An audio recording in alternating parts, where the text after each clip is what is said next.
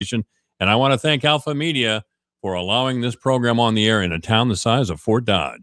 Have the talk of the lifetime with the ones you love. Grandma, this card asks, when did you get a TV and what was your favorite show? I think around 1950, they had a Fort Dodge TV station that had a local barn dance show every Saturday night. Oh, honey, it was so much fun. They'd play instruments. We would sing and dance. Sharing stories and memories with those who matter most isn't just important today. It will be especially significant when it's time to honor a life lived. Contact Gunderson Funeral Home to learn more about having the talk of a lifetime. Wow, yeah, since the storm, it's been crazy busy for us. We got all kinds of office desks coming in. Here's a fancy one right here. It's missing a leg, but that's all right. Whatever. Washers and dryers from a laundromat. Oh, wow, and check this out. Another deep fryer. And I'm not sure what this doohickey is. Yeah, most businesses weren't ready for a storm like that, but our work's really piling up here at Robertson Son Salvage. What will become of your business after a disaster? Nearly 2/3 of businesses aren't prepared for an emergency, and 40% of businesses that experience a disaster never recover. Make an emergency plan now before it's too late. For a free online tool that helps you develop an emergency plan to keep your business up and running should disaster strike, visit ready.gov/business. Brought to you by the Federal Emergency Management Agency, the American Red Cross, and the Ad Council.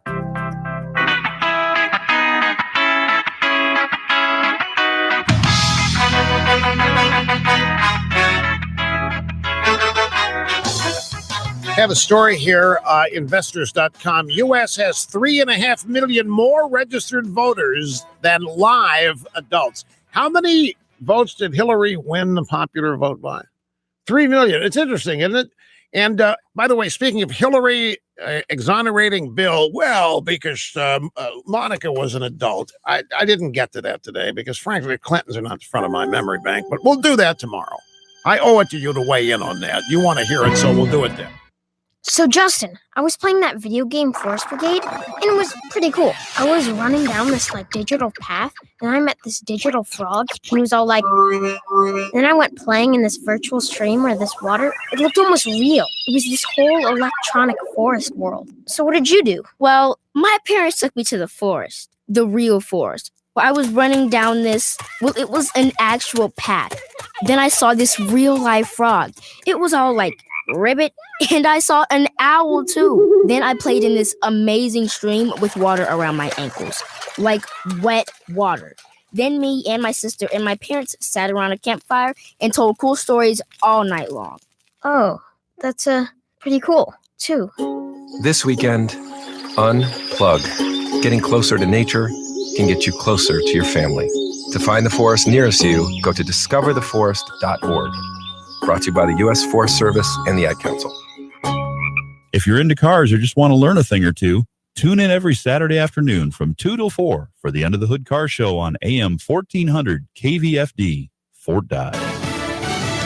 A first-hand look at Hurricane Michael's destruction. I'm Lisa Brady, Fox News. President Trump taking an aerial tour of devastated communities in the Florida Panhandle, calling the damage really incredible, including massive trees just ripped out of the earth. Governor Rick Scott was at the airport to greet him when he arrived earlier today. He's talked almost every day. Everything I've asked for, he's come through. After the aerial tour, the president and first lady handing out bottled water at a distribution center. They also plan to tour damage in Georgia. At least 19 deaths now blamed on Michael from Florida to Virginia. Hundreds in the Panhandle remain unaccounted for. Unaccounted for doesn't mean they're necessarily buried in the debris. These are people that they just simply have not been able to contact since the hurricane. And that gets you to the subject of communications. Officials in Bay County are now complaining bitterly about the communications and the reestablishment of the communications. Fox's Mike Tobin in Mexico Beach. Utility crews also working on hundreds of thousands of power outages. America's top diplomat en route to Saudi Arabia over the suspected murder of a missing journalist. Fox's John Decker live at the White House. Prior to leaving for Florida, the president said he dispatched Secretary of State Mike Pompeo to Riyadh to meet with Saudi King Salman. He's heading to Saudi Arabia. We are going to leave nothing uncovered. With that being said, The king firmly denied any knowledge of it. Pompeo will try to determine what happened to Jamal Khashoggi, who disappeared after entering the Saudi consulate in Istanbul, Turkey. Without citing any evidence, the president suggested that rogue killers may have been involved in Khashoggi's disappearance. Lisa? John, thanks. An hour to the close on Wall Street. It's a rally for now. The Dow's up 103 points. At times today, it's been lower. The Nasdaq's lower now. This is Fox News. Thinking about life insurance? What if you could make one free phone call and learn your best price from nearly a dozen highly rated, price-competitive companies? Well, that's exactly what happens when you call SelectQuote Life. For example, George is 40. He was getting sky-high quotes from other companies because he takes meds to control his blood pressure. But when I shopped around, I found him a 10-year, $500,000 policy for under $25 a month. I'm SelectQuote agent Dan Savino. And believe me, if SelectQuote isn't shopping for your life insurance, you're probably paying too much. For your free quote, call 800-509-1667. That's 800-509-1667. 800-509-1667. Or go to SelectQuote.com. Since 1985, we shop, you save. Get full details on the example policy at SelectQuote.com/commercials. Or price could vary depending on your health, issuing company, and other factors. Not available in all states. Some U.S. military bases and other federal facilities might have a new role as staging areas for coal and natural gas shipments to Asia. Interior Secretary Ryan Zinke described the proposal to the AP, which would bypass officials on the West Coast to have opposed private sector efforts to build new coal ports. Zinke says it's a matter of national security to ensure that U.S. allies have access to affordable fuels. A former naval air base in Alaska is under consideration. Other sites could be used in Washington State, Oregon, and California. The proposal would advance President Trump's agenda of establishing American energy dominance on the world stage. In Washington, Rachel Sutherland, Fox News. Oregon Democratic Senator Ron Wyden accusing the Trump administration of disregarding the realities around climate change and trampling on local communities that previously rejected port proposals. A new warning about one of the deadliest volcanoes in the U.S. Flyers could be affected, as well as people living around Mount St. Helens in Washington state, where strong winds with gusts of up to 40 miles an hour could blow volcanic ash from previous eruptions. That ash is essentially tiny fragments of jagged rock, minerals, and volcanic glass, which don't dissolve in water, and the National Weather Service warning people to avoid outdoor activity because of potential respiratory problems. The dust and ash can also damage aircraft and lower visibility. Fox's Lillian Wu. A pep talk to Britain's Parliament from Prime Minister Theresa May, still trying to work out the fine print on exiting the EU. I continue to believe that a negotiated deal is the best outcome for the UK and for the European Union. I continue to believe that such a deal is achievable. And that is the spirit in which I will continue to work with our European partners. Scotland's First Minister meeting with May today in London is urging more time and compromise on a Brexit transition. I'm Lisa Brady, and this is Fox News.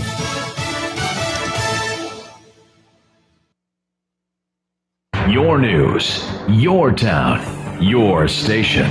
KVFD News when it breaks. Good afternoon. I'm Alex Benzagal with the KVFD Afternoon News.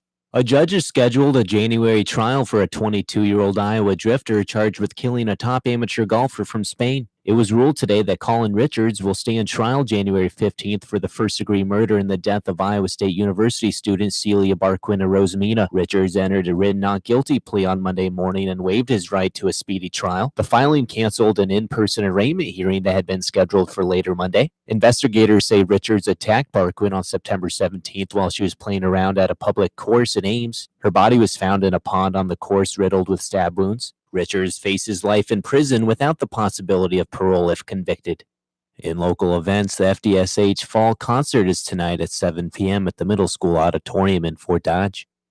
Runners in a patriotic relay that lasts more than 2 months and covers thousands of miles are making their way through Iowa today. The Red, White, and Blue organization organized the Old Glory Relay, which reaches out to veterans through physical activity. Organization Executive Director J.J. Pinner says members run with an American flag across the country from coast to coast. We started on September 11th and we ended on Veterans Day. So this year, 62 days, we're going a little bit over 4,300 miles. It's all moved kind of people power. And we try to piece together the country in a way that links up our chapters with some of our partners. And we try to make it be a really special kind of day and event. The relay made its way into Iowa this morning and will work its way toward Des Moines by tomorrow night and into Wednesday morning. Daily relay teams go about 60 miles and are led by a captain with anywhere from 10 to 40 people carrying the flag. But what's really special is the amount of people who are involved along the route. And it's everything from police departments and fire departments and schools and town halls and VFWs and American Legions, and like the way that the community comes out and gets involved as the flag is traveling through their areas is what makes this relay really special.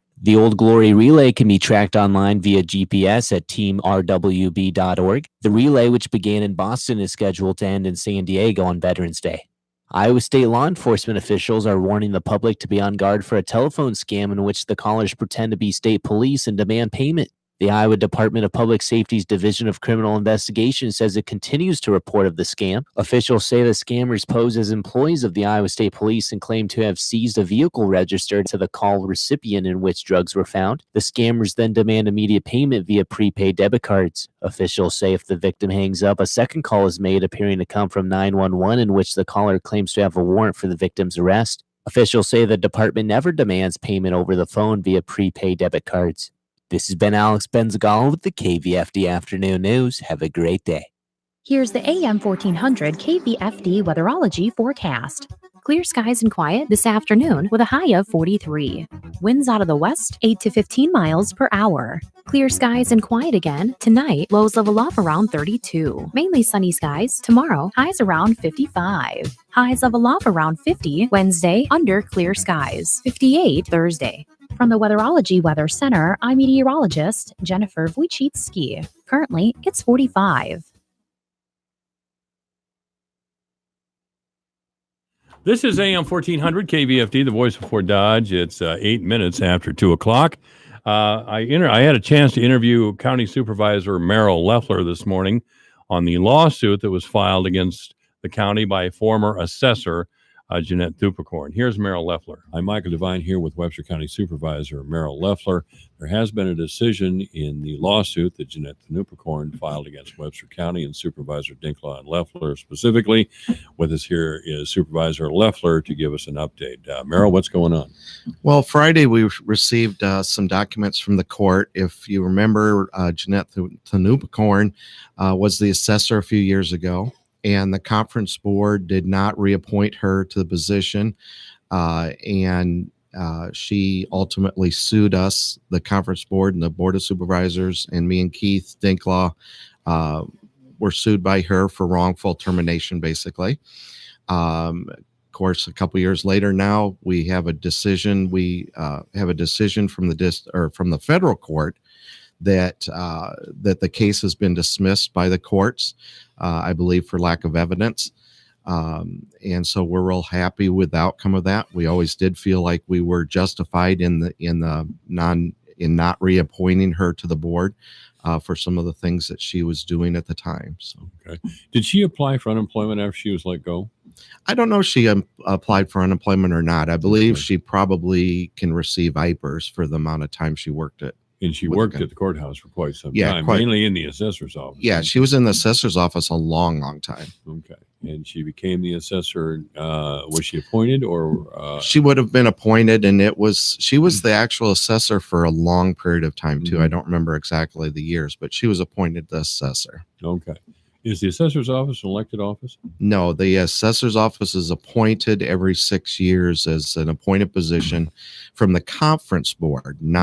It's not the board of supervisors. A lot of people misunderstand that. It's a board made up of city mayors and the supervisors and the school districts. All three entities comprise that board. So the conference board then is comprised of some members of the county supervisor board, and then some mayors of towns in our county. Correct. And then school board members in the various school districts. Correct. Okay. Every school district that's in Webster County gets a representation on there too. All right, and that's who appoints the assessor. Correct. Okay.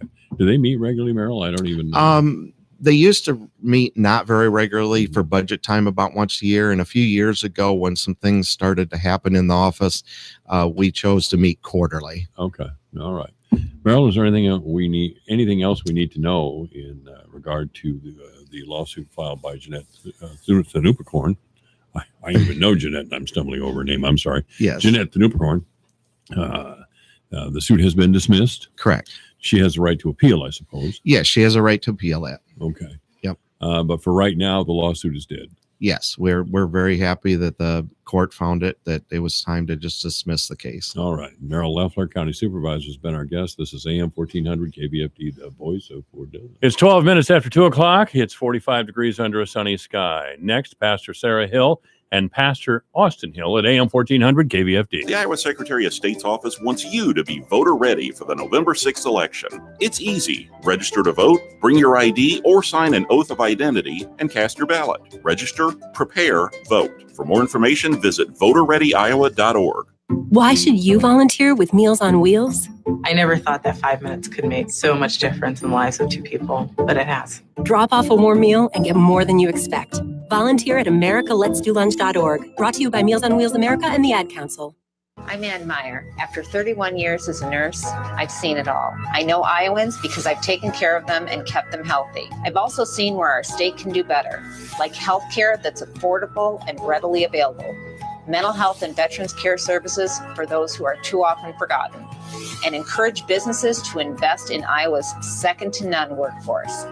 I'm Ann Meyer, and from the exam room to the state capitol, I'll never stop working for Iowans. Paid for by Ann Meyer for State House. The opinions and remarks expressed on this radio program by the host, guests, and call-in listeners are the opinions of the original source who expressed them. They do not reflect the views of management or ownership of KVFD AM 1400. Michael Devine, when you want compelling talk. Divine Intervention at AM 1400 KVFD, where Fort Dodge talk. I am neither he nor she, Mr. nor Mrs., male nor female. And the only part of me that's transitioning are my heels. Michael Devine, the mayor of Manville. It's a fancy title for a part-time job. Michael Devine at AM 1400 KVFD. That's right. This is AM 1400 KVFD, the voice of Fort Dodge. Rarely do I have two pastors in the studio with me, but I do today. Not only are they pastors, of course, they're married. Pastor Sarah Hill is here. I'm delighted to see you today, Pastor. Thank you. It's good to be back. And Pastor Austin Hill, of course, of the First Presbyterian Church. You got to be on your best behavior with two of us here. I am. I'm very careful. We just heard from Ann Meyer there. Ann and Jim Meyer are congregants of yours, aren't they, at our First Presbyterian Church? Mm-hmm. Do they seem like decent people to you? Absolutely. Yeah, they They're seem like wonderful. decent people to me too. Very decent people, and we're lucky to have them in the community. Absolutely. All right. We wanted to talk a little bit about the women's event that you have coming up. We did. Thanks. Is anybody going to be yelling "Me Too" at me or not? I don't think so. Oh, okay. I don't think so. Thanks for letting me share about this. Pastor Andrea at the First United Methodist Church and I are really excited that we can put our heads together, and we were able to come together to invite Mandy Sullivan from Cedar Falls to come. Pastor Andrea Krushauer at the First United Methodist Church. That's right. Excellent. Yes. So we put our heads together earlier this summer and wanted to have an event for women in our community, whether you're 13 or 103 years old or anywhere in between. So we invited Mandy Sullivan to come and speak, and her topic is enough. And she's going to encourage and remind us that we are enough because God is enough. So she'll speak from Psalm 139. She's going to give away some door prizes, so I hope I win. That's exciting. That is an amazing transition from a psalm to door prizes. Exactly. I'm going down my list of everything that's going to be happening. So that is great. Not only talking from the Old Testament, but also door prizes, and we'll have some appetizers and finger foods and some coffee and drinks, and BOS, bring your own soda. No, we might even provide soda. You might not even have to. You might just maybe just BYF, bring your friend if you have one. But Mandy oh, she has a promotional video where she's just a ball of energy and excited to come to Fort Dodge for the first time. If anyone's ever been to those Women of Faith conferences that were held around the country in years past, it'll just be a shortened version of that from 6 to 9 on Saturday night, the 27th. So they can get tickets by coming into the Presbyterian Church office or going online to nurturehersoul.com, and tickets are only $20.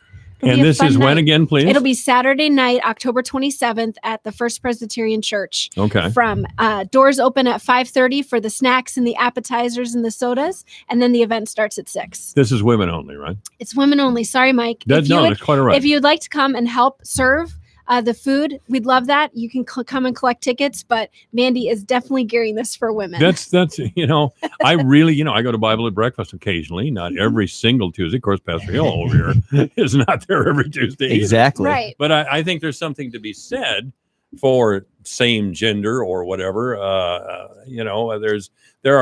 There are ways and struggles that we have in life that women would understand better than any man. Oh, absolutely. Sometimes I share struggles about my day or what I'm thinking with Austin, and he's trying to help me, trying to empathize, but he's also thinking, I don't know how that feels. I have no idea why you're thinking that, because I'm experiencing the same thing completely differently. So You're right. It's awesome to come together just as women and have someone like Mandy encourage us and relate to us. So I'm really excited. I want to talk to you about Christian women's groups, because Sure. Christian men's groups get some people all excited. Okay. Promise Keepers a number of Oh, years yeah. ago just freaked out a lot of groups. The Southern Poverty Law Center was always keeping an eye on Promise Keepers. It was a group of men who were trying to bond together and be better husbands, essentially. Yeah. Now, some of the leaders were flawed. I think the organization, after some initial success, kind of went away.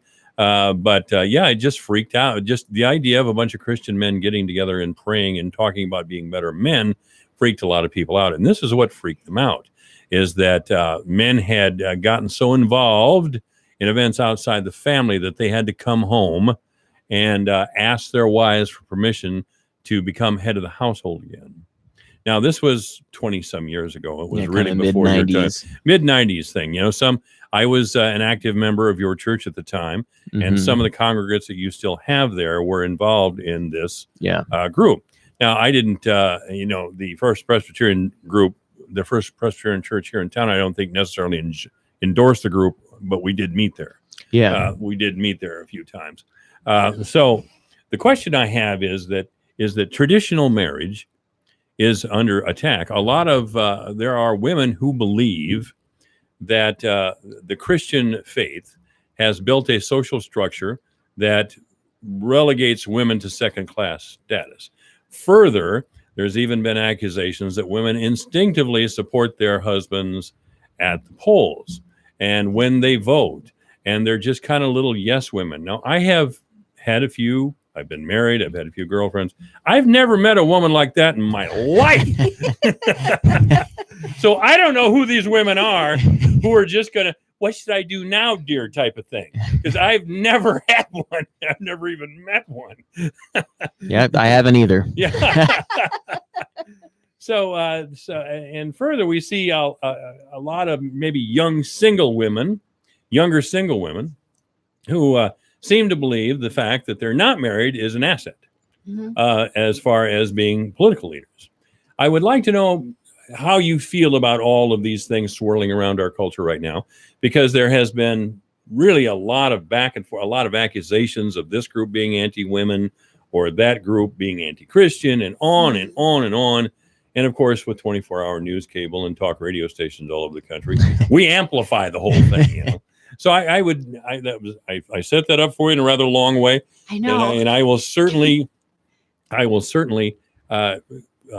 appreciate how it seems to you as a Christian woman and pastor, and against the backdrop of the women's conference that you're talking about that's called Enough. Yeah. Now, what does enough mean, first of all? So it's not enough like, enough, I've had enough, but it's reminding, I guess we'll see what Mandy says, but what she's going to say, part of it is you can embrace who God created you to be as his daughter. You are enough because God is enough. And I think especially in this time, so you have Pinterest, so you can see all of the top birthday parties that any mom has ever thrown their child. You can see the most beautifully decorated powder room and living room and dining room and kitchen and matching kids nursery, gender neutral or gender specific. I mean, you have everything at your fingertips. And then you also have Instagram and Facebook where people take the best, they curate their life. And so I'm not going to put a picture of myself looking horrible. I'm going to wait until I have makeup on and look great and my kids are behaving. And that's what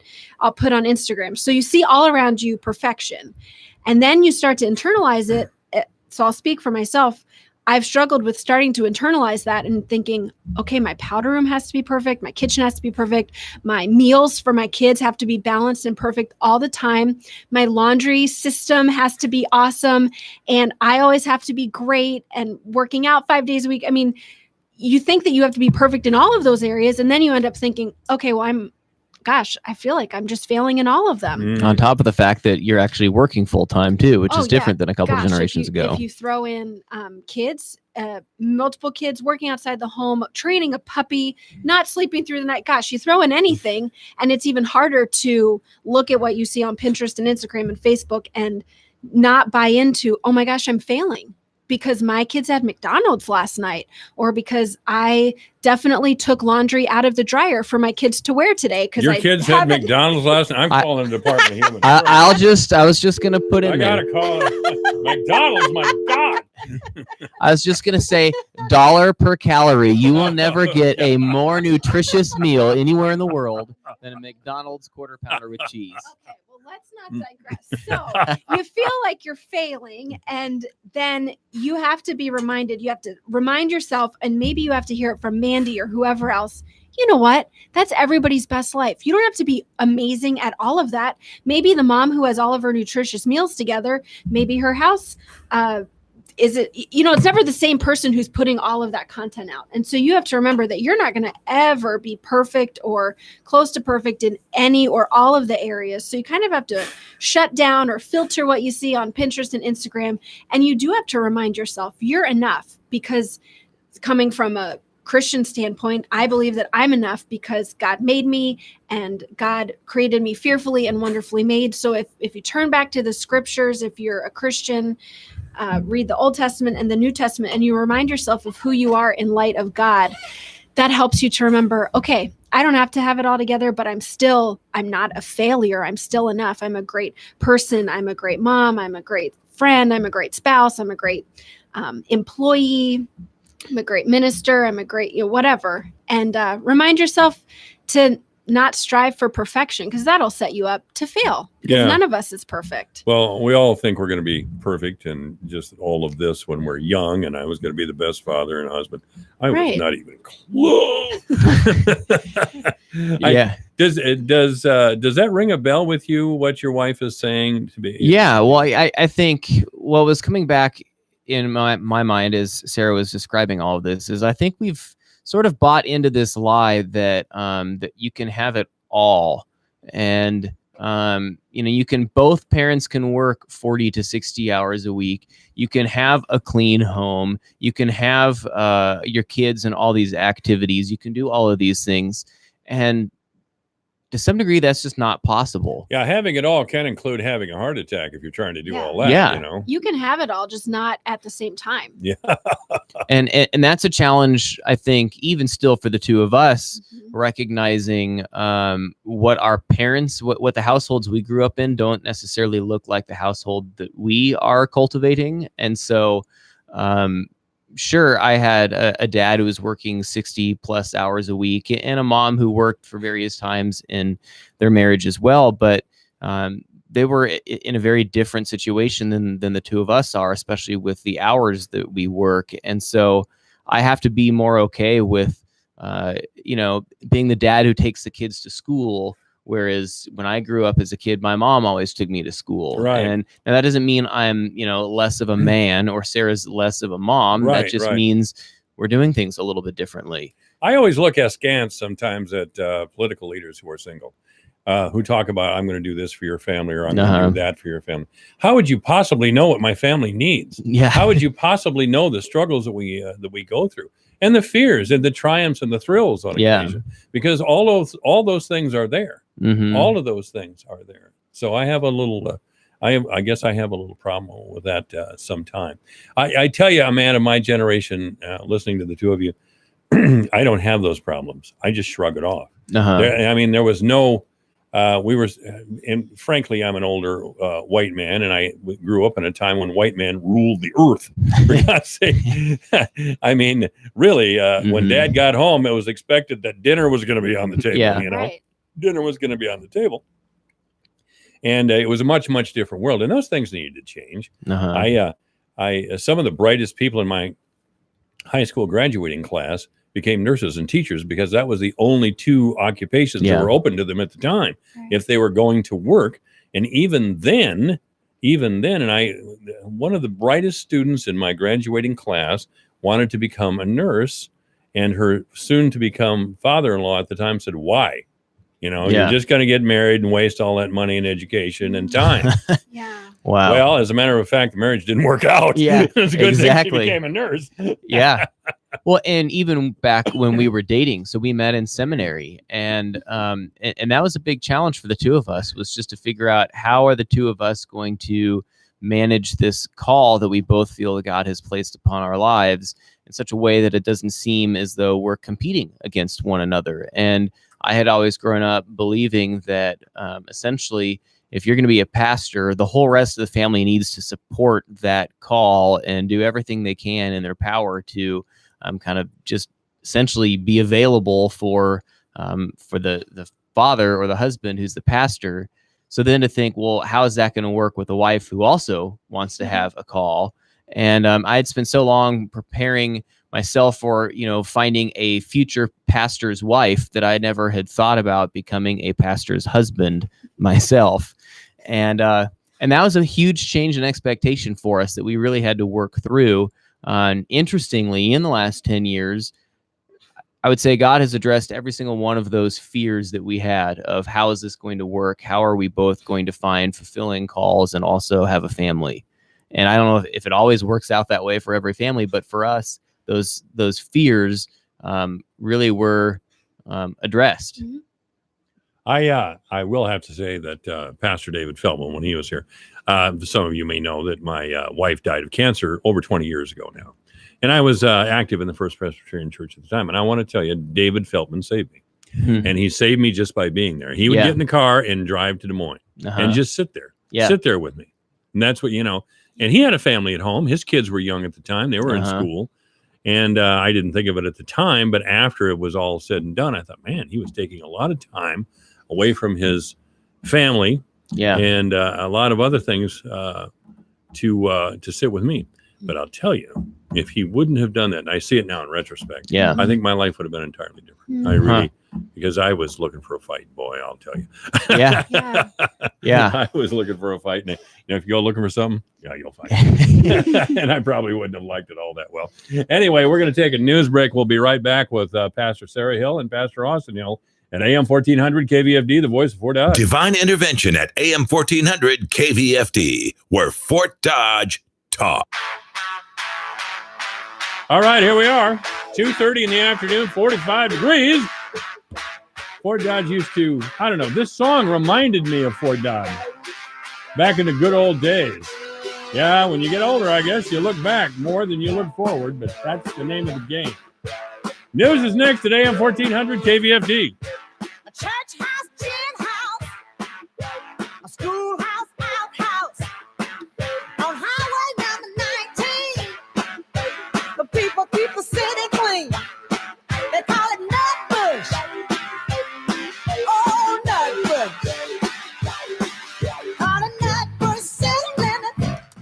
Ag producers. In a volatile ag economy, how can you protect more of your bottom line? Learn about supplemental revenue coverage policies from RCIS. Our full suite of products includes price and revenue options, including R-Powered, a new product with a higher level of revenue protection and increased flexibility. Need added protection? At RCIS, we've got this. Contact your crop insurance agent today.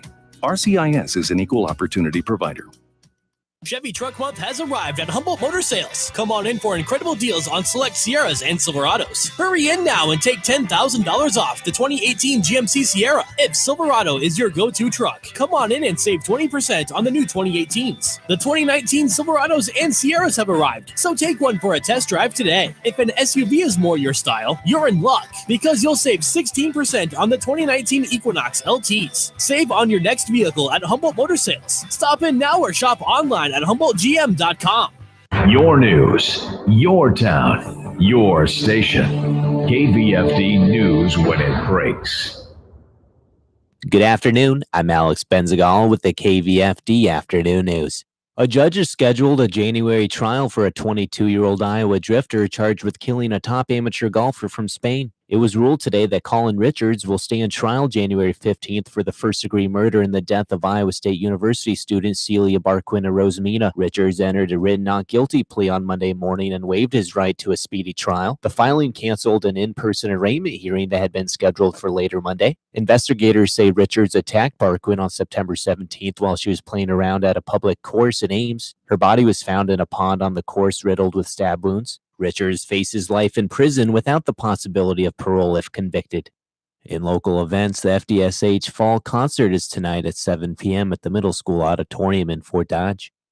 Runners in a patriotic relay that lasts more than 2 months and covers thousands of miles are making their way through Iowa today. The Red, White, and Blue organization organized the Old Glory Relay, which reaches out to veterans through physical activity. Organization Executive Director J.J. Pinner says members run with an American flag across the country from coast to coast. We started on September 11th and we ended on Veterans Day. So this year, 62 days, we're going a little bit over 4,300 miles. It's all moved kind of people power. And we try to piece together the country in a way that links up our chapters with some of our partners. And we try to make it be a really special kind of day and event. The relay made its way into Iowa this morning and will work its way toward Des Moines by tomorrow night and into Wednesday morning. Daily relay teams go about 60 miles and are led by a captain with anywhere from 10 to 40 people carrying the flag. But what's really special is the amount of people who are involved along the route. And it's everything from police departments and fire departments and schools and town halls and VFWs and American Legions, and like the way that the community comes out and gets involved as the flag is traveling through their areas is what makes this relay really special. The Old Glory Relay can be tracked online via GPS at teamrwb.org. The relay, which began in Boston, is scheduled to end in San Diego on Veterans Day. Iowa State law enforcement officials are warning the public to be on guard for a telephone scam in which the callers pretend to be state police and demand payment. The Iowa Department of Public Safety's Division of Criminal Investigation says it continues to report of the scam. Officials say the scammers pose as employees of the Iowa State Police and claim to have seized a vehicle registered to the call recipient in which drugs were found. The scammers then demand immediate payment via prepaid debit cards. Officials say if the victim hangs up, a second call is made appearing to come from 911 in which the caller claims to have a warrant for the victim's arrest. Officials say the department never demands payment over the phone via prepaid debit cards. This has been Alex Benzagal with the KVFD Afternoon News. Have a great day. AM 1400 KVFD, the voice of Fort Dodge, 234. And the weather, first of all, sunny today with a high of 43, overnight clear, low 32. Gosh, how did we get to freezing temperatures and snow already? Tomorrow, sunny with a high of 55. On Wednesday, sunny with a high of 50. Thursday, sunny with a high of, look out, 58. Friday, sunny with a high of 60. Now we're talking. Saturday, a little cooler, sunny with a high of 50. On Sunday, it'll be sunny with a high of 50 as well. Right now, 45 degrees under a mostly clear sky. Oh, I could say partly cloudy, but I'm just not going to be negative today. It's a sunny sky, 45 degrees at AM 1400, KVFD, the voice of Fort Dodge. Obituaries this hour brought to us by Gunderson Funeral Home and Cremation Services at 1615 North 15th Street, Fort Dodge. You may contact Gunderson Funeral Home and Cremation Services by calling 515-576-7128 or online at www.gundersonfuneralhome.com. Theodore Grimm Jr. has died at the age of 70. Mr. Grimm passed away Sunday at Fort Dodge Villa Care. Services are pending for Theodore Grimm. Jim Dexter has died at the age of 77. James C. Dexter, 77 years old, died on Saturday at the Paula J. Baber Hospice Home. Arrangements have been entrusted to Gunderson Funeral Home and Cremation Services. Obituaries this hour brought to us by Gunderson Funeral Home and Cremation Services at 1615 North 15th Street, Fort Dodge. You may contact Gunderson Funeral Home and Cremation Services by calling 515-576-7128 or online at www.gundersonfuneralhome.com. 236, 45 degrees at AM 1400, KVFD, the voice of Fort Dodge. With a look at the closing market report, here's Dwayne Murley. Here's a look at how the markets closed today. December corn up 4.5 cents at 378 1/4. March up 4.5 at 390 1/4. May up 4.5 at 397 1/4. July up 4.5 cents at 402 1/4. November soybeans up 24 cents at 891 1/2. January up 24 at 905 3/4. March up 23 1/2 at 918. May up 23 at 930 3/4. December wheat up 7 3/4 at 525. Soybean meal up 10.10 a ton at 327. October live cattle up 105 at 113.37. December up 180 at 117.97. October feeders up 40 cents at 155.10. November up 60 at 155.22. December lean hogs up 175 at 56.75, and February up 167 at 63.90. From the Alpha Media Farm Desk, I'm Dwayne Murley. We're live on the red carpet, waiting for the next generation Credenz soybean. There he is. Oh, Ed, look, it's Credenz Liberty Link GT27. I know, Edna. He's got elite genetics. You gotta love his 4 bushel per acre yield advantage. And he's both Liberty and glyphosate herbicide tolerant. Definitely the year's hottest performer. Ask your Credenz retailer about the new Credenz Liberty Link GT27 soybeans. Grow smart with BASF. Always read and follow label directions. Connect to this radio station from all across the country. Tickets to the gym, shopping. How about a road trip? Listen to us now on the free iHeartRadio app. You'll never miss a moment with your favorite radio station. Download the free iHeartRadio app and search for this station so we can go wherever you want us to. What you got there, Bob? Oh, I've got field planner, variable rate seeding, crop health index on satellite imagery, nitrogen management, soil fertility, yield explorer. Are you talking about In Circus Services? Yeah. Why didn't you just say In Circus Services? In Circus Services. The Iowa Secretary of State's office wants you to be voter ready for the November 6th election. It's easy. Register to vote, bring your ID, or sign an oath of identity and cast your ballot. Register, prepare, vote. For more information, visit voterreadyiowa.org. At Budget Blinds, caring is in our DNA. It's the way we do business every day. It starts with exceptional customer service, a process that is centered around you. We listen to you, take the time to find out about your needs, then guide you through a beautiful selection of custom window coverings to find the very best options for you. Our commitment to caring continues throughout our local neighborhoods. We care for our homes and our communities. Budget Blinds supports so many different causes all across North America. We're your local neighborhood experts. We live and work right next to you, and we do it all for you. If that's the kind of personal service you've been waiting for, call and see for yourself. 855-BUDGET Blinds, 855-BUDGET Blinds, or find us online at budgetblinds.com. While you're there, find out more about the Budget Blinds commitment to giving back at #BudgetBlindsCares. Each franchise independently owned and operated. Ask for details. Current price times 1,000 acres, carry the one. These days, it's hard to make the math work for your soybean fields. The BASF Liberty Link system with Liberty herbicide makes it easier. Start with a 2+ bushel per acre yield advantage. Add in lower system input costs and more complete weed control, and you get an extra $33 or more of profit potential per acre compared to Asgrow Roundup Ready to Extend soybeans. Grow smart with Liberty Link and BASF. Always read and follow label directions. So you're a winner on KVFD. Congratulations. Here's a few things you need to know. Prizes and gifts awarded to listeners are provided for promotional consideration. Winners are limited to one per household. Winners must give their own legal name. Callers are sometimes taped for later broadcast. We reserve the right to refuse prizes if rules are broken. All prizes must be picked up within 10 days. We are not responsible for taxes or fees associated with prizes won. Winners may be required to show ID. Got it? Good. Thanks for listening to the station that made you what you are today. A winner, KVFD.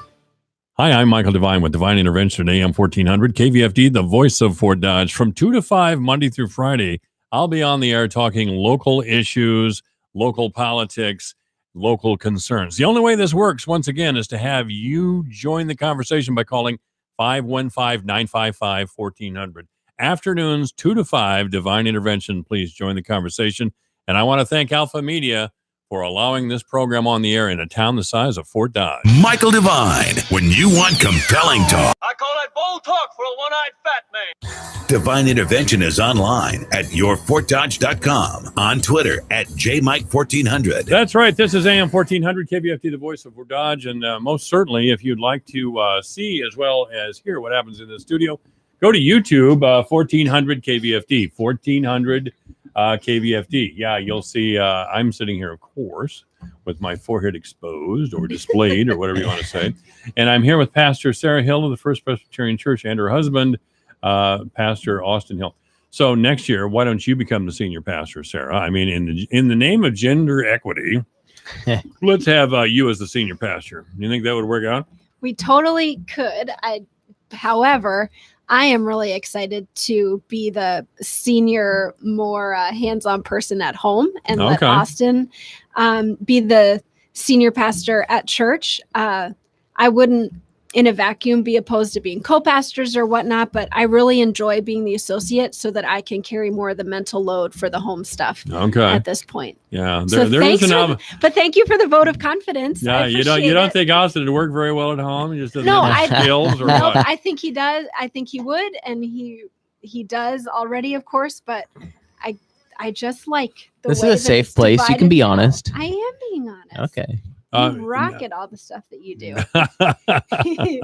So you have a women's conference coming up called Enough. Yes. I suppose there'll be a lot of screaming, indignation, and women running around with "Still She Persisted" T-shirts on. Not that kind of. All enough. right, not that sort of thing, huh? But we are excited for it. It's coming up Saturday, October 27th at First Presbyterian Church from 5:30 at night until 9 o'clock at night. We also have childcare available if you reserve that ahead of time.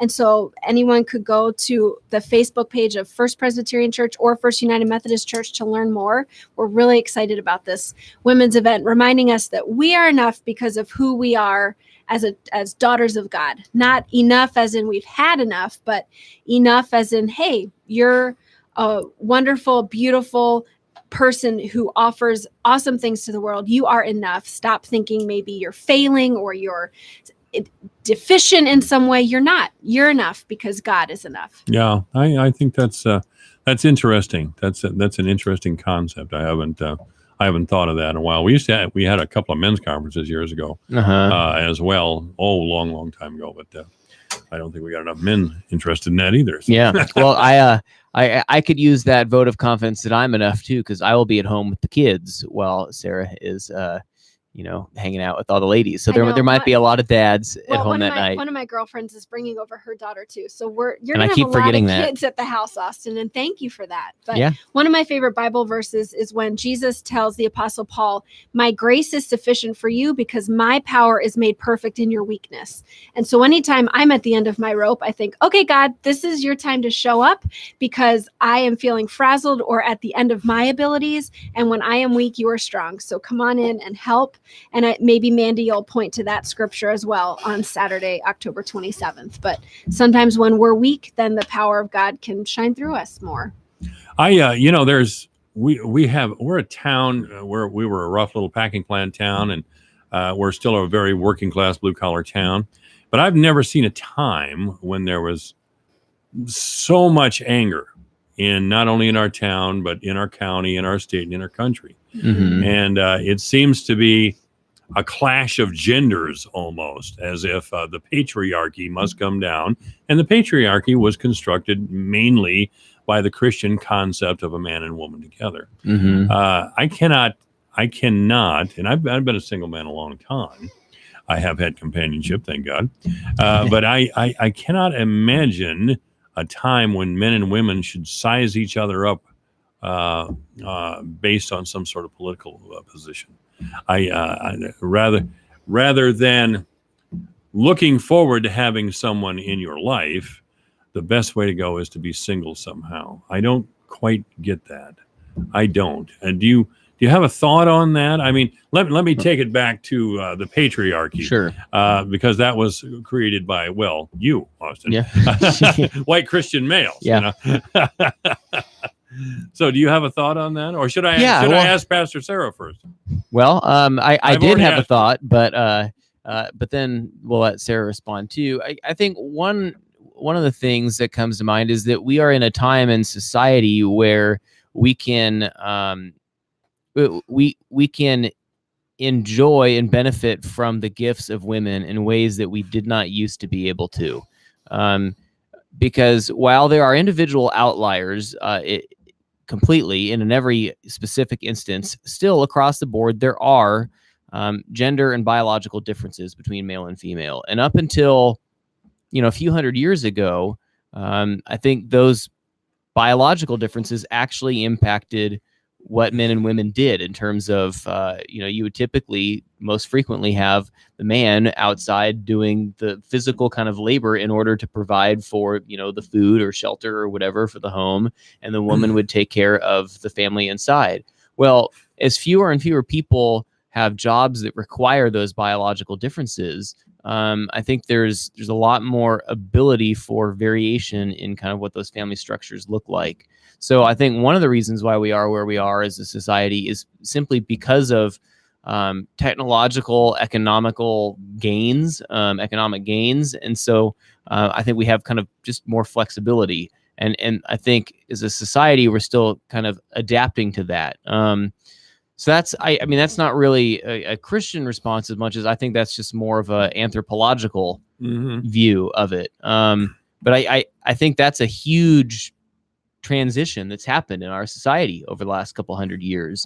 And the Bible and what was said about the family was written in a time where those options weren't there like they are today. So that's right. But I guess what I'm getting at is that there is a natural attraction between men and women in most cases. Yeah. I moved to Fort Dodge as a young man. Yeah.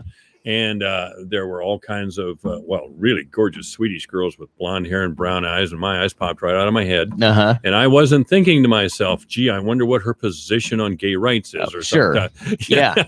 I wasn't thinking, what a strong character she has. I mean, I really wasn't. There's that basic electricity between men and women. Yeah. And what should happen as a result of that electricity then? Yeah. Should we sit down and have a talk on the great works of Shakespeare or what? Yeah. That's not what I did, and I have no regret for it. Monsignor. Monsignor Hill. I'm not going to confession with you on this. Sure. No. That's fine. Save that for Wednesday when Father Bame's here. I think, that wasn't the case totally for us. I mean, we didn't sit down and say how well do our views align. However, of course, you did meet in seminary. We did meet in seminary, so we had probably more of that than the typical person might. I think that's probably true. So I don't know. I mean, that is a major the spiritual life, the godly life. I mean, human life as a couple is incomplete as far as I'm concerned unless you have that. Yeah. So now that we've shut off our mouths, Sarah, please. Yeah, Austin took it in a different direction than I was thinking. Take it the direction you wanted to go. I have so many thoughts. I don't know what my thoughts are. My first thought was, so like half an hour ago when Mike was talking about the women staying home in this more complementary view of marriage where the man is the head of the household. I think people, especially people who grew up in like an evangelical culture, as they realize that's not what I want, or that's not the marriage that I'm creating with my husband, they're thinking, okay, well, can I still have a faithful marriage if it looks more, and then the word is egalitarian, where it's more equal. I had long conversations with my college roommates about that type of marriage. Do you want a complementarian marriage? Do you want an egalitarian marriage? Are you just in college to waste time until you got married, or get your MRS degree? Yeah, or do you want to actually have a career? And the more, if you came from a conservative upbringing, the answer was, yes, I'm just here until I get married. Yes, I want my husband to lead me and be the head of the household. And so I was grateful to also have other people speak into my life who said, that's not the only way you have to live out your faith. That's not the only way you can have a relationship with God. You can also have a relationship with God and be single if you haven't met someone. That's right. Yeah. You can also work outside the home. You can stand up to your husband. You and your husband can make decisions together. You could make more money than your husband. He could stay home with the kids for a time, whatever there's a million different ways to have a marriage that works. But that was really helpful for me in growing up, that I was able to have those conversations as I was thinking, what do I want my marriage to look like? So then you asked about women who are single and who decide to be single or stay single. And I can't speak to them because I don't know them, but they might be looking for a partner, for a spouse who not only has that attraction with them that you were talking about, Mike, and the sparks are flying physically, but then also there's intellectual sparks where they can hold their own or have really in-depth conversations or come alongside each other and campaign together or decide to give money to different things or attend different events that that are passionate or close to their heart. So some women might decide, I don't have to get married. That's And right. so I didn't mean to I'm imply. not going to. Now that we're talking about that, now that you're reminding me of what I said, it probably I may have made it sound abnormal for a person want to be single. Well, and it why- would be abnormal for me, Right. but that's But I don't know if it's there's that, absolutely it's just not nothing- that abnormal anymore. no, I it guess. isn't, and there's absolutely nothing wrong in general with someone choosing not to live with somebody else, Right. or not to have a spouse or be in a committed relationship. There's nothing wrong with it. Well, fewer and fewer people are choosing to get married, generation over generation, and fewer married people are choosing to have children. And when they do choose to have children, they're choosing to have children at a later age. And so those are some significant shifts that are happening generationally. And there have been a lot of studies about that, people theorizing why that may be. One of them simply is having children is a ton of work and it's really hard, and you've got to kind of live for someone else outside of yourself. And especially us millennials, we're even kind of on the beginning edge of the millennial generation. We don't always like having to live selflessly, and so people are just maybe less interested in giving up those freedoms to have children. And maybe the same is true in marriage as well. Pastor Sarah, I do have a question for you. Sure, I'll try to answer it. It's going to sound a little funny, but I'm going to hit you with it anyway. Okay. I mean, how do you react, or what is your prayer life like when you look at Austin and think to yourself, "I'd just like to slap him"? Well, we had a moment this morning. Yeah, we did. We'll share. So Yeah. you reminded your listeners it's very cold outside. It did snow yesterday. So anyway, our daughter went off to school without a winter jacket. And how old is she? She's 6. So Austin's from California, where it's just beautiful and gorgeous every Right. day of the year. Yeah. But So- you and I aren't from No, Exactly. I'm from Philadelphia. So I would think you would have thicker skin. I know. We just get into the spat. I feel like we have this spat a few times every winter where I think it's cold enough for a winter At least jacket. monthly. And so what helps me still love my darling husband. You didn't finish the story. Tell what I did to make you Sure, mad. Then I'll tell you why I still love you. Yeah. So Lila went to Will this be an on-air divorce? Oh, This will be a no, first. don't worry. So she had mittens and a hat and no winter jacket. And so But she did have a long sleeve coat and a long sleeve shirt. sure. So I just called him and I said, Okay, I'm calling the department. Yeah, of Human yeah. Services. First, it was that because of McDonald's. Now Yeah. for this. So, sorry, keep going. So anyway, I just brought her jacket to Sherry at Feel Haver, who put it in her locker before the first recess. But remind yourself, is this the biggest deal ever? In the case of this morning, this is not the biggest deal ever. This is a winter coat on one day, and the low is, what's the low today? 40. So she'll have 2 recesses. It's a little cold this morning. Yeah. Thank you. Yeah. But And she'd have she'll 2 learn recesses and be cold and to bring a learn jacket. to bring her jacket the next time. So if I just take a step back and I breathe and I remind myself it's not the biggest deal in the world, and then also being humble enough to apologize to each other regularly and kind of quickly, that's really helpful too. Both of us are. Sarah's a lot better at that than I am. Oh, thank you. So she'll learn. Are you suggesting that you should forego your obligation as a parent and allow her to learn by getting pneumonia and spending a week in a hospital? What's the matter with you? I think spending 10 minutes outside when it's 40 degrees and she's wearing a stocking cap and 2 sets of long sleeves while she's running around for recess is not enough time that she would get sick, but it is enough time that she would learn, oh, I was cold today. I should bring a jacket tomorrow. That's what he was hoping, but I ruined that lesson, I guess, because I brought her big old winter jacket to Feel Haver. So now she knows that she doesn't have to think about that for herself, and mom and dad will take care of her. Right. And so one night if Austin's doing dinner because I'm busy either at work or whatever, I need to be grateful that I have a spouse who is helping by doing dinner, and I can't get nitpicky if it's McDonald's or pizza or whatever. So I just have to remember to be grateful for him and not nitpick every little thing. Do we load the dishwasher differently? Sure. Do we fold clothes differently? Sure. But you know what? If we're both doing dishes and clothes, awesome. That's the kind of marriage I want to be in. My grandmother lived through the influenza epidemic in Illinois. Because she didn't go to school with a jacket on. She also saw children die of polio, and polio at that time was connected to flu and the pneumonia. Wow. If you got sick with the flu or pneumonia, sometimes the symptoms were the same.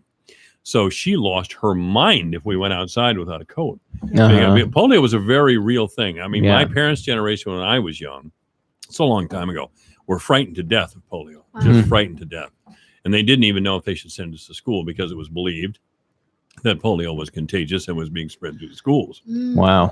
It was a very, I mean, kids were crippled for life. Yeah. It was just terrible. Terrible disease. Pastor Hill, Austin Hill, and Pastor Sarah Hill are here. And we do want to remind the folks one more time before we just have a minute or two here about the women's conference coming up. The date again, please. Yes, we'd love to see women of all ages, 13 and up. The date is Saturday night, October 27th at First Presbyterian Church here in town. The tickets are $20 and the event is from 5:30 to 9. You can buy tickets online at nurturehersoul.com. Nurturehersoul.com. Yes, for speaker Mandy Sullivan. And who is Mandy Sullivan, by the way? She's a woman who lives in the Waterloo, Cedar Falls area, and she is a she describes herself as a popular professional Christian women's speaker, writer, and perfectly flawed woman of God. as we pretty much all are, yeah. Well, that should be interesting. Do you have any women that have responded yet, or we have about 75 women signed up to buy who have bought tickets so far. We will max out at 325, which means we have 250 tickets left. Okay, well that's great. So, Austin, are you going to step up to the plate and get something going for the men or not? One of these years. Oh, really? In the meantime, I'll keep babysitting my kids. You're not babysitting them; you're parenting them. You're right. That was a Freudian slip. Yeah. Freudian slip. All right, we're really going to have fun now. Well, what else? We just have a minute here. What else can we say? Well, I can answer your same question about how we handle arguments or fights or whatnot. And for me, I think one of the things that just especially this summer is I've had some time to travel with our kids and with Sarah. I've just been reminded that as much as we both are doing, I think, important work at the church that often takes us away at various times, what I've also realized is that there will be a day when I'm not working. There will be a day when Sarah's not working, and Sarah will still be there, and the kids will still be there. And at the end of the day, those relationships are more important than we sometimes realize. And that was just a helpful kind of realization for me, even just while spending time with family this summer, how important it is to make those relationships a priority. All right. Austin took all the time that we had there for the last word there, Austin. She's used to it. I am. Pastor Sarah Hill and Pastor Austin Hill have been our guests. Thank you so much, both of you. Thank you. Thanks. All right, 3:00 in the afternoon. This is AM 1400 KVFD, the voice of Fort Dodge. I'm Dave Ramsey. Join me every Monday through Friday afternoon from 5 to 8 p.m. on AM 1400 KVFD Fort Dodge. The damage is incredible. I'm Lisa Brady, Fox News. That from President Trump after taking an aerial tour of the Florida Panhandle, where whole communities were devastated by Hurricane Michael. To see this personally, it's very tough, very, very tough. He and the First Lady also spending some time on the ground at a distribution center handing out bottled water. In hard-hit Mexico Beach, Florida, dozens remain unaccounted for. Much of the effort is focused on search and recovery. We have seen the searchers do a preliminary search. They did a more detailed secondary search with the dogs, was searching all of the void spaces inside of the debris. Now what they're doing, they've got the shallow draft boats and they're in the backwaters, in the woods there, seeing if anyone was blown away from this location. Fox's Mike Tobin, the president and first lady, also plan to tour damage in Georgia. Sears, an iconic American brand for decades, files for bankruptcy. CEO Eddie Lampert stepping down as part of the process. This is where they were headquartered until 1973 when they built the new Sears Tower. Fox Business Network's Jeff Flock in Chicago outside the original Sears Tower, where a distribution center that also made the famous catalog used to cover an entire block. And I tell you, Eddie Lampert thought there was value here. But I quote him today when he said, admitting over the past several years, we have worked hard to transform our business and unlock the value of our assets. And while we've made progress, the plan is yet to deliver on the results we have desired. Indeed, revenue down 73% over the course of the past 10 years. It was 10 years ago was the last year Sears made a profit. A nearly $2 billion loan expected to keep the chain operating at least through Christmas, but by year's end, nearly 200 Sears and Kmart stores will close. Meantime, a late sell-off on Wall Street, the Dow down 89 points at the bell after crossing between positive and negative dozens of times. This is Fox News. I'm Jay Farner, CEO of Quicken Loans, America's premier home purchase lender. Today's fluctuating interest rates can leave you with unexpected higher mortgage payments. At Quicken Loans, we've created a new way to protect you from unpredictable interest rates so you can buy a home with certainty. It's called Rate Shield, and here's how it works. With Rate Shield, you can lock your interest rate while you shop for a new home. So if rates go up, you don't have to worry. And here's the best part. If rates go down, you get the lower rate. With Rate Shield, we really have you covered. Here are more reasons why you'll want to work with America's largest mortgage lender. For 8 years in a row now, J.D. Power has ranked Quicken Loans highest in the nation in customer satisfaction for primary mortgage origination. And for the 5th year in a row, they've also ranked us highest in the nation for mortgage servicing. Rate Shield, another way we can save you money on your mortgage. Call us today at 800-QUICKEN or go to rocketmortgage.com. Based on Rocket Mortgage data in comparison to public data records. Rate Shield approval only valid on certain 30-year purchase transactions. Call for cost information and conditions. Equal housing lender licensed in all 50 states. NMLS number 3030. Additional conditions or exclusions may apply. The number of residents removed from one state's Medicaid program has doubled, with perhaps more to come. Arkansas's Department of Human Services says more than 4,100 residents were dropped from coverage because they did not meet a work requirement. The new rule mandates Medicaid recipients work 80 hours a month for at least 3 months of the year. That rule knocked about 4,300 Arkansans off the Medicaid rolls last month, and another 4,800 could lose coverage if they don't comply by the end of October. Linking Medicaid benefits to hours worked was a stipulation the Trump administration allowed each state to opt into. The rule is the subject of a federal lawsuit filed in August. Gernal Scott, Fox News. A possible terror suspect in critical condition in Germany after lighting a Molotov cocktail and taking a woman hostage at the train station in Cologne. 2 other people were injured. 2 other police say the suspect's motives remain under investigation, including any connections to extremist groups. Facebook confirming it does hope to roll out a feature for users of its Messenger app that CEO Mark Zuckerberg has been using for months, able to delete sent messages. Screenshots of an unsent feature are circulating Twitter. Currently, folks can only delete messages from their own inbox. The unsend feature would allow users to remove a message from both sides of a conversation. Other platforms like Snapchat and Facebook's Instagram already allow users to unsend messages. While the social network hasn't revealed any dates, a rep for the company tells TechCrunch, Facebook internally tests products and features before they ship to the public so we can ensure the quality of the experience. Fox's Kristen Goodwin. The Mega Millions jackpot is now the 4th largest in U.S. history, climbing to an estimated $654 million after nearly 3 months with no winner. The odds for tomorrow's drawing remain the same, 1 in more than 302 million. I'm Lisa Brady, and this is Fox News. 3:05 at AM 1400, KVFD, the voice of Fort Dodge, 45 degrees. I had the opportunity to talk with Merrill Leffler, County Supervisor Merrill Leffler, a little bit earlier today on the Jeanette Dunipakorn lawsuit. Here's a earlier interview between myself and Supervisor Loeffler. I'm Michael Devine here with Webster County Supervisor Merrill Loeffler. There has been a decision in the lawsuit that Jeanette Thunuppakorn filed against Webster County and Supervisor Dinklaw and Loeffler specifically. With us here is Supervisor Loeffler to give us an update. Merrill, what's going on? Well, Friday we received some documents from the court. If you remember, Jeanette Thunuppakorn was the assessor a few years ago, and the conference board did not reappoint her to the position, and she ultimately sued us, the conference board and the board of supervisors, and me and Keith Dinklaw were sued by her for wrongful termination, basically. Of course, a couple years later now, we have a decision. We have a decision from the federal court that the case has been dismissed by the courts, I believe, for lack of evidence. And so we're real happy with the outcome of that. We always did feel like we were justified in not reappointing her to the board for some of the things that she was doing at the time. So, okay.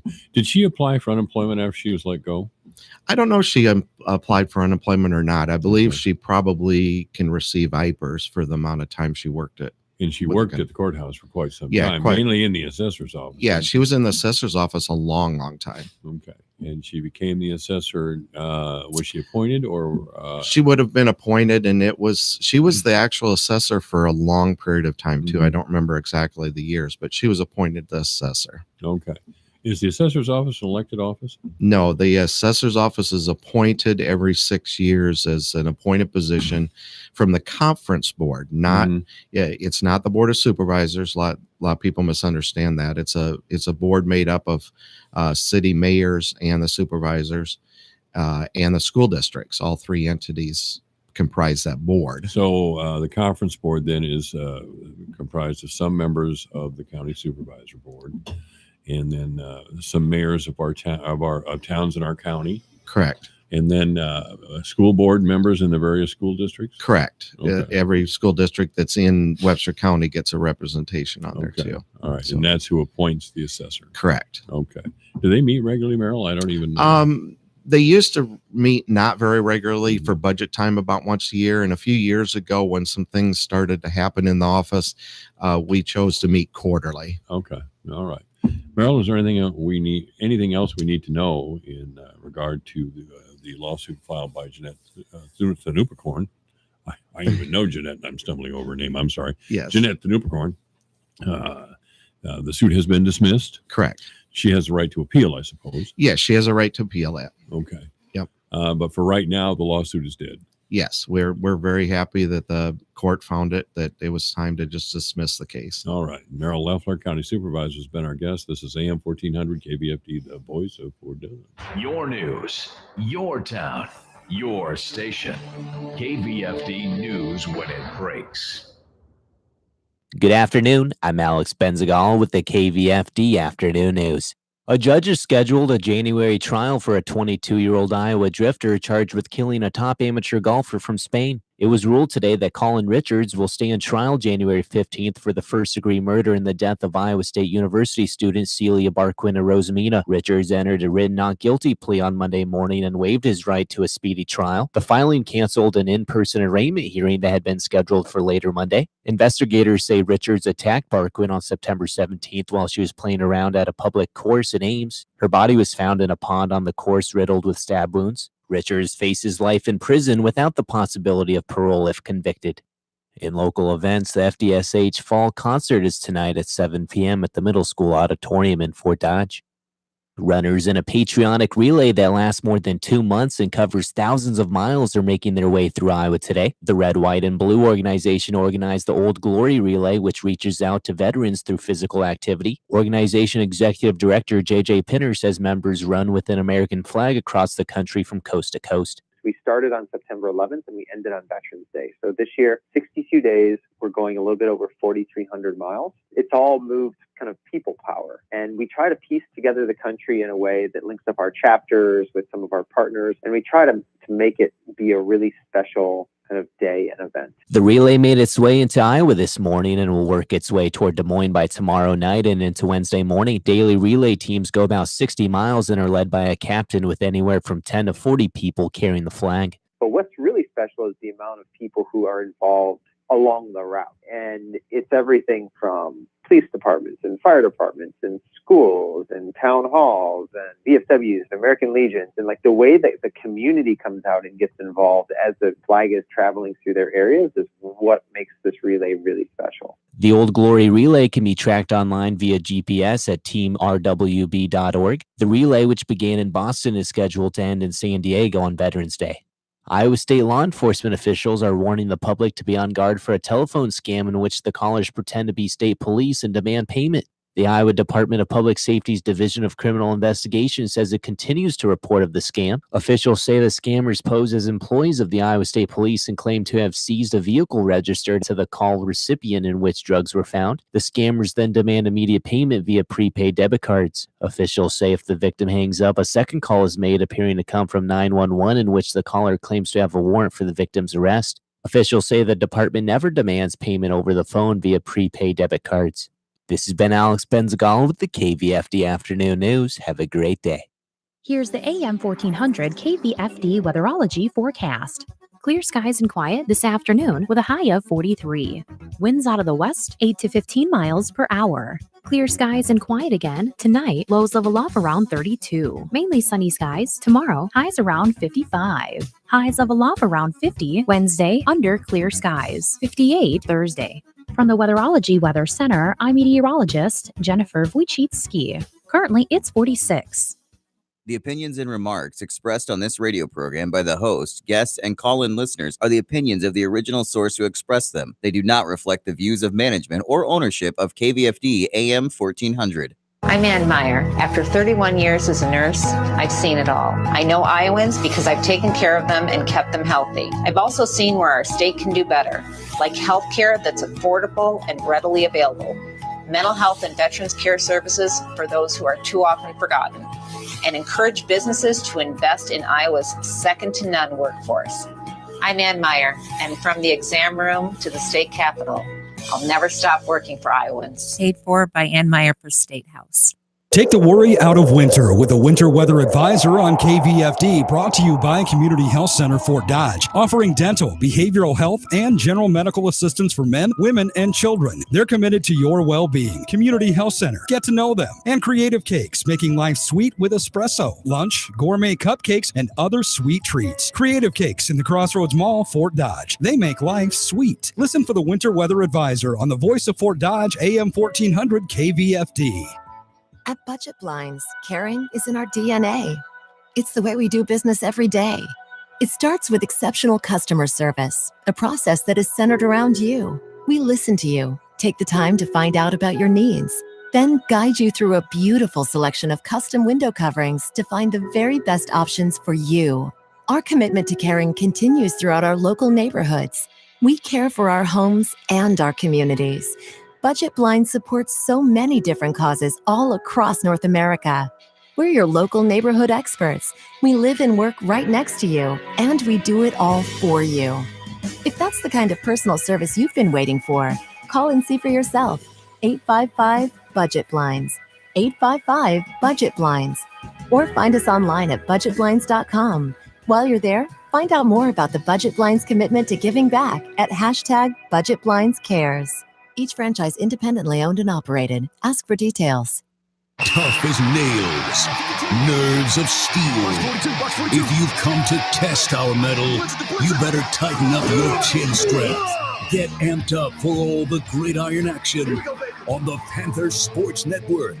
University of Northern Iowa sports are brought to you on the Voice of Fort Dodge, AM 1400 KVFD, by Mitch Lund State Farm, Party Productions, The Other Store, and New Age Media. Catch UNI Sports right here on the Voice of Fort Dodge, AM 1400 KVFD. Divine Intervention at AM 1400 KVFD, where Fort Dodge talks. I am neither he nor she, Mr. nor Mrs., male nor female.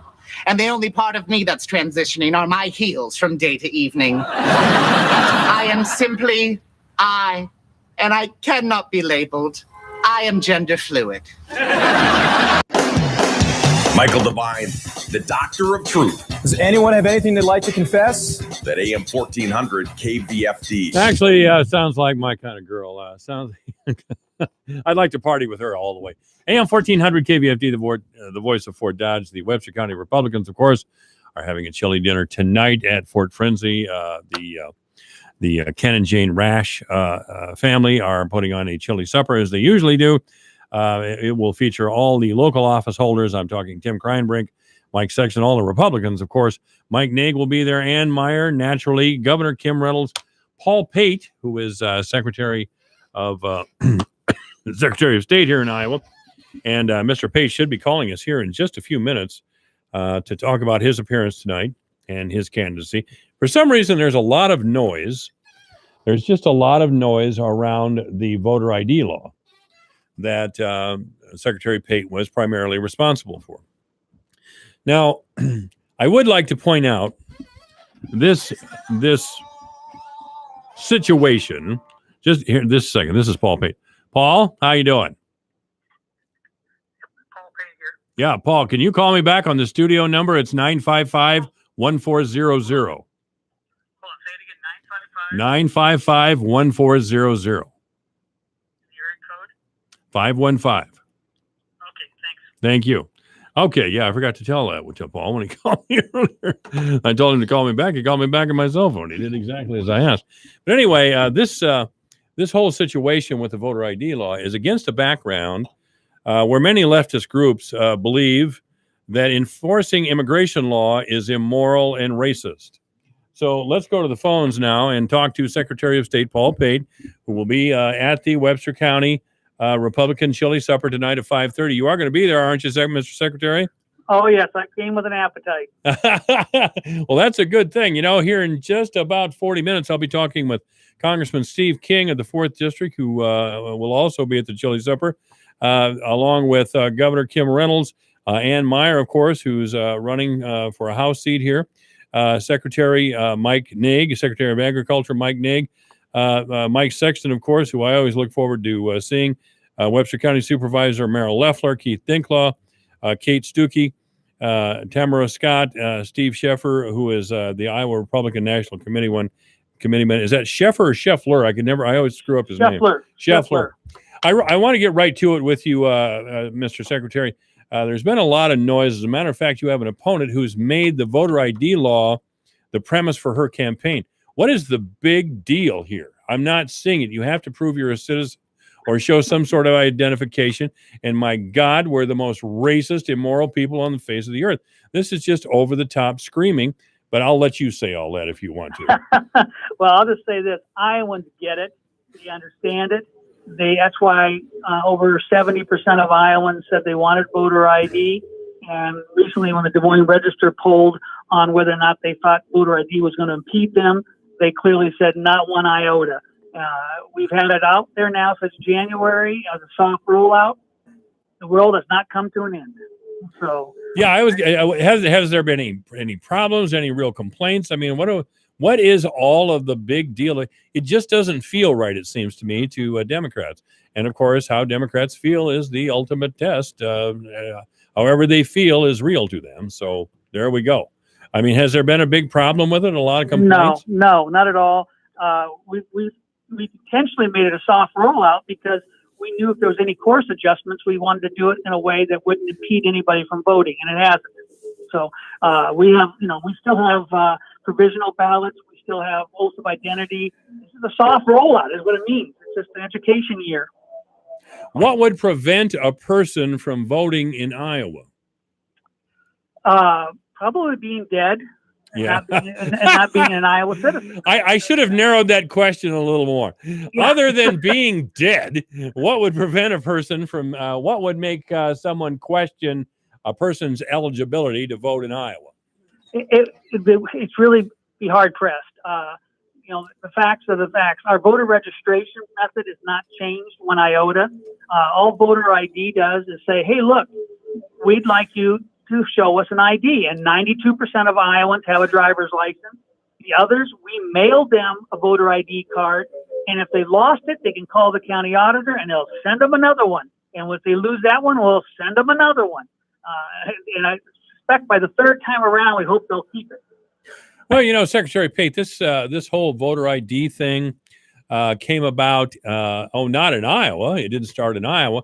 But 10, 15 years ago, in some of the border states and in California, it was discovered that people in the country illegally were voting. And so it was decided in some counties, probably not in Jerry Brown's California anymore, where anybody in the world could vote in a California election as long as they vote for him. It was thought that it would be a good idea that only American citizens voted in the United States. Only citizens of California should vote in California. Citizens of Iowa should just vote in Iowa, and that sort of thing. Somehow that got twisted into racism. Of course, practically everything can be twisted into some sort of terrible moral failing on someone's part. But I don't see in Iowa, and I'll address some of the issues here that are brought up. This discriminates against people of color. This some of our older people don't have IDs. I'll tell you, if any older Iowan that I know has had an ID for years. So I'm not getting where all this is coming from other than a scare tactic. Well, there is no real foundation for these complaints or concerns they made, because every Iowan who goes in for medical care, they ask for an ID to make sure you are who they say you are for insurance coverage. I mean, that's the standard. Anybody who's on any kind of government program has to have an ID. So IDs aren't really the issue. It's really what they're saying is, and I say this minority, this elite group who thinks that they know more than the Iowans know. You're not smart enough. You're not smart enough, and we want to take care of you, and making you have to bring an ID is just too much work. I've heard a lot of that lately. Hi, I'm a liberal, and I'm so much smarter and more moral than you are that you really should just shut up and I'll talk. Well, I'm kind of a talker, Secretary. Secretary Bing. You know how we are in Iowa. We just no, we don't go for that much. Yeah. No, I don't think so. If you're going to hide in the public sector and tell me that you should get the same money as somebody who's out there banging heads every day in the private sector, I'm really not going to believe you. Anyway, this is AM 1400, KVFD, the voice of Fort Dodge, and our guest is Secretary of State Paul Pate. Now, do you have any idea of changing the law as it is? No, I think the law was well written. What we're doing is still to continue to educate the public so that they're comfortable with it and know what to do. Again, I think Iowans do get it. They understand it.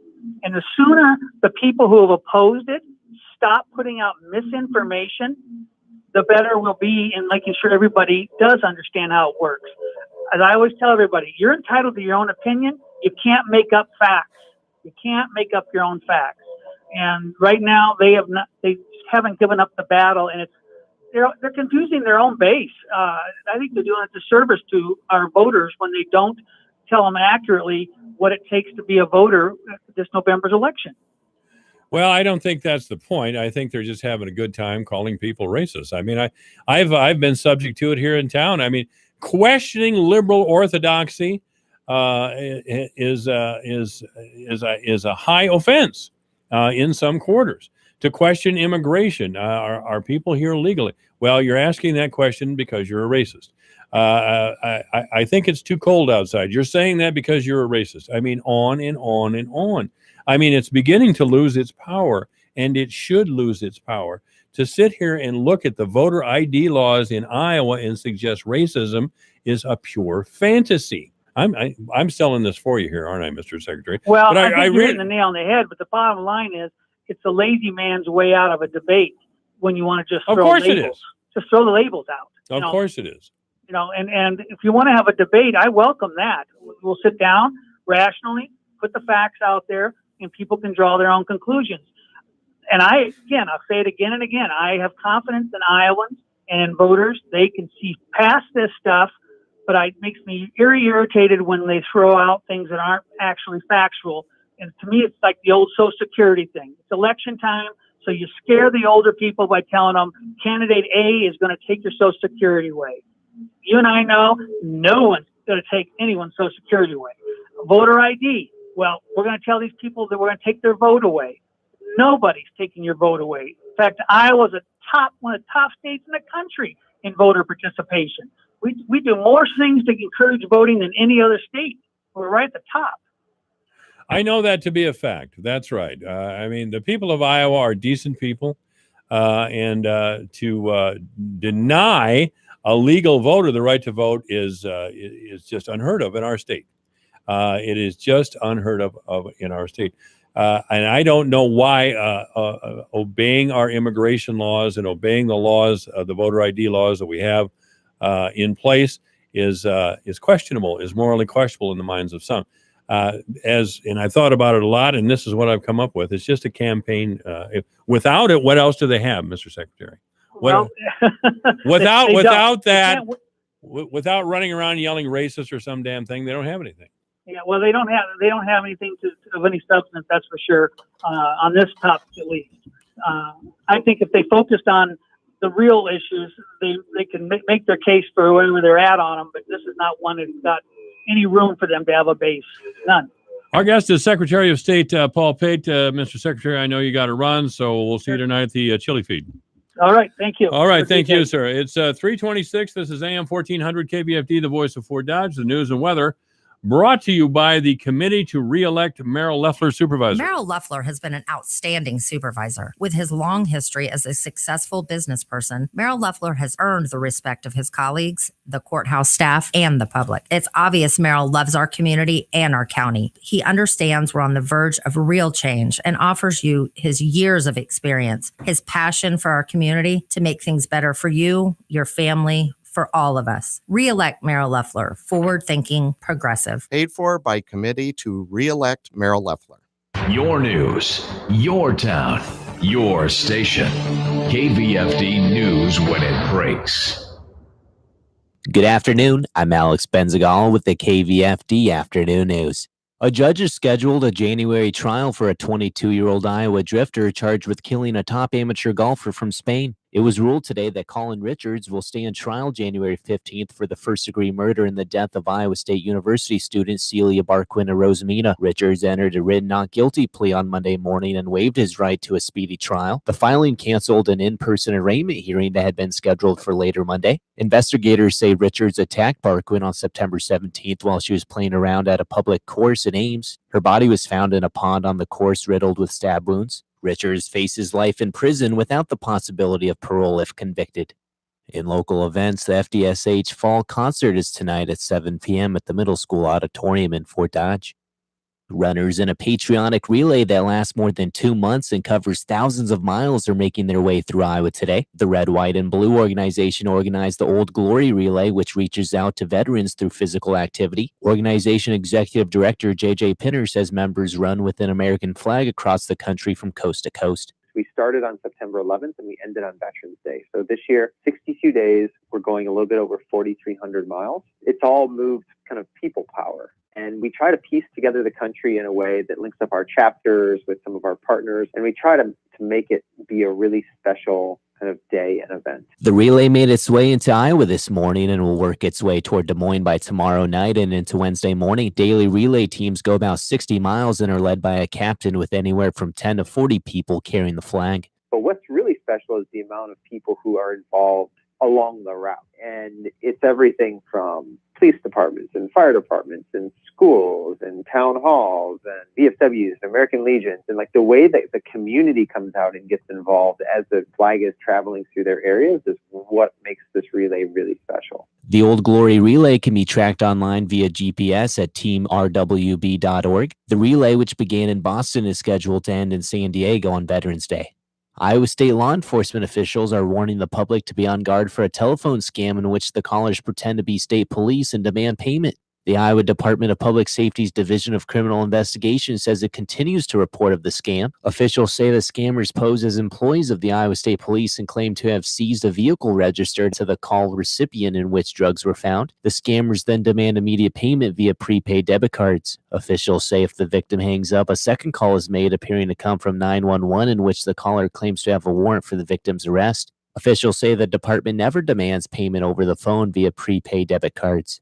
This has been Alex Benzagal with the KVFD Afternoon News. Have a great day. This is AM 1400 KVFD, the voice of Fort Dodge, exactly 3:30. Obituaries this hour brought to us by Loftus File Receivers Funeral Home and Cremation Services at 307 South 12th Street, Fort Dodge. You may contact Loftus File Receivers Funeral Home and Cremation Services by calling 515-576-3156 or online at www.loftusfilereceiversfuneralhome.com. I'm sorry to report the death of Jan Hersom. Jan and Dick, I've known them a long time. Jan passed away recently. I don't have any information on funeral services right now on Jan Hersom other than to offer my sincere sympathy to Jan Hersom's family. Theodore Grimm of Fort Dodge has passed away at the age of 70. Theodore J. Grimm Jr., 70 years old, of Fort Dodge, died Sunday at the Fort Dodge Villa Care Center. Services are pending at Loftus File Receivers Funeral Home. James Dexter has passed away at the age of 77. James C. Dexter has died. He died on Saturday at the Paula J. Baber Hospice Home. Services are pending for James Dexter. Obituaries this hour brought to us by Loftus File Receivers Funeral Home and Cremation Services at 307 South 12th Street, Fort Dodge. You may contact Loftus File Receivers Funeral Home and Cremation Services by calling 515-576-3156 or online at www.loftusfilereceiversfuneralhome.com. 3:31, this is AM 1400, KVFD, the voice of Fort Dodge. With a look at the closing market report, here's Dwayne Murley. Here's a look at how the markets closed today. December corn up 4.5 cents at $3.78 1/4. March up 4.5 at $3.90 1/4. May up 4.5 at $3.97 1/4. July up 4.5 cents at $4.02 1/4. November soybeans up 24 cents at $8.91 1/2. January up 24 at $9.05 3/4. March up 23.5 at $9.18. May up 23 at $9.30 3/4. December wheat up 7 3/4 at $5.25. Soybean meal up 10.10 a ton at $3.27. October live cattle up 105 at $113.37. December up 180 at $117.97. October feeders up 40 cents at $155.10. November up 60 at $155.22. December lean hogs up 175 at $56.75, and February up 167 at $63.90. From the Alpha Media Farm Desk, I'm Dwayne Murley. This is AM 1400, KVFT, the voice of Fort Dodge. 3:33 in the weather. Sunny today with a high of 46 degrees, exactly where we are right now. Overnight, clear with a low of 32. Tomorrow, sunny with a high of 55. On Wednesday, it'll be sunny with a high of 50. On Thursday, sunny with a high of 58. Friday, mostly sunny with a high of 59. On Saturday, sunny with a high of 50. Sunday, sunny with a high of 50 degrees. The news and weather have been brought to you by the committee to re-elect Merrill Leffler supervisor. Right now, 46 degrees at AM 1400 KVFD, the voice of Fort Dodge. These days, it can be easy to get lost between dairy and non-dairy milk at the grocery store. I am Julie Harker with Healthy Living on Brownfield. A recent study by the International Food Information Council Foundation found many people understand when a product has cow's milk versus when it is plant-based, but there's still some confusion. Here's a breakdown on some of the plant-based options. Soy milk is made from soybeans, filtered water, and thickeners to help with consistency and shelf life. It has 7 grams of protein. Almond milk is made from ground almonds and water. Sweeteners and salts are often added, and the drink has 2 grams of protein. Coconut and rice milk both have less than 1 gram of protein.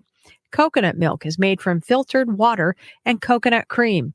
Rice milk is made from milled rice and water. So how does dairy milk compare? A glass of dairy milk has 8 grams of protein, the highest of all the options. It is also a very good source of calcium, which comes naturally to the product. Plant milks are fortified with calcium and other vitamins and minerals. A consumer survey has found among those who buy products marketed as milks, more than 60% purchased solely dairy products, while almost 40% purchased non-dairy products. I'm Julie Harker with Healthy Living on Brownfield. Here's farmer and landowner John Prue. We purchased the land about 3 years ago, and there was an old farmstead on there with trees. We were going to clear the land so we could farm through it. We thought we knew where the pipe was, so we didn't call to get it located. The work on our property led to the damage of a light crude pipeline. Fortunately, no one was hurt, but it could have been much worse. Never assume the location or depth of underground lines. Always call 811 or visit clickbeforeyoudig.com before you start work. A message from the Pipeline Operators for Ag Safety campaign. Some of the best sounds you'll ever hear are generic, safe, effective, even money saving, just like FDA approved generic drugs. Even if they don't come in the exact same color or shape as their brand name equivalents, they have the same key ingredients and go through a rigorous review process. Talk to your doctor or pharmacist today and visit fda.gov/generic drugs. Generics are safe, effective, and can save you money. You'll like the sound of that.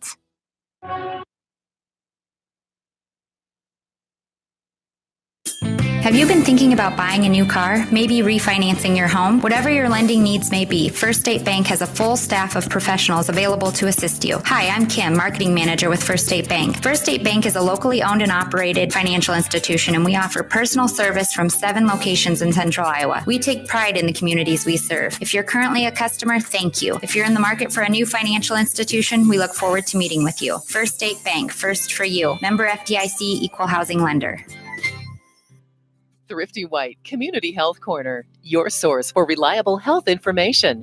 Get your flu shot, not the flu. The flu vaccine is the best way to prevent seasonal flu. October is a good month to get your vaccine for longer protection during the flu season. Flu shots available at your local Thrifty White pharmacy. No appointment necessary. Walk-ins are always welcome. Stop in today. At Budget Blinds, caring is in our DNA. It's the way we do business every day. It starts with exceptional customer service, a process that is centered around you.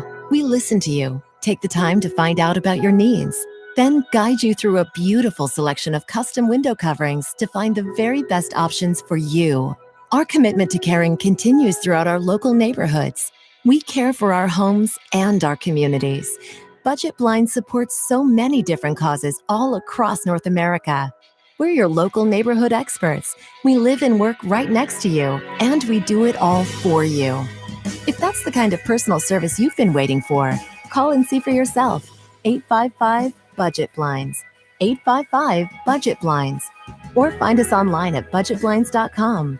While you're there, find out more about the Budget Blinds commitment to giving back at #BudgetBlindsCares.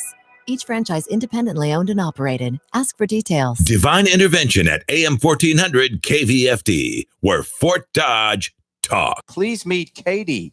Katie says she needs to tell her fiance the truth before their baby is born. Katie, what's going on? Well, I'm 4 months pregnant, Jerry, and I've been cheating on him with another woman. Well, at least we know whose baby it is. She's my roommate, and he treats me bad and fights me because I won't have sex with him. I'm going through a lot with my pregnancy and hormonal changes. Me and her were just sitting there one night, and I was curious, and we just started talking. I knew she'd been with other women, and I need a woman in my life. I'm so sick of men. I'm tired of them. Divine Intervention at AM 1400 KVFD, where Fort Dodge talk. You don't have bad luck. The reason that bad things happen to you is because you're a dumbass. If you don't listen to him, you suck. He's sneaky, but he's right. Michael Devine at AM 1400 KVFD. That's right. What we just heard from there was not really my idea, the ideal woman. My ideal of a woman is Tina Turner. Tina! AM 1400 KVFD, the voice of Fort Dodge. Come out!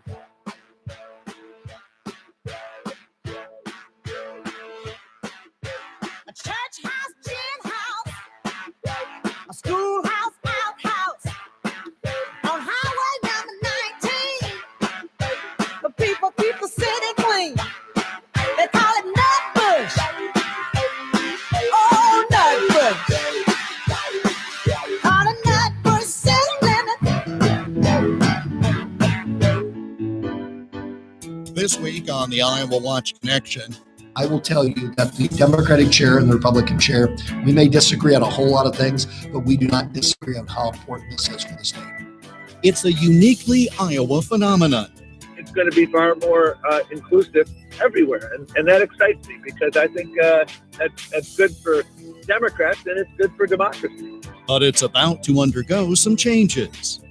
This just continues that process and tries to make sure that we can have a process that's open, honest, transparent, and allows as many people to participate as possible.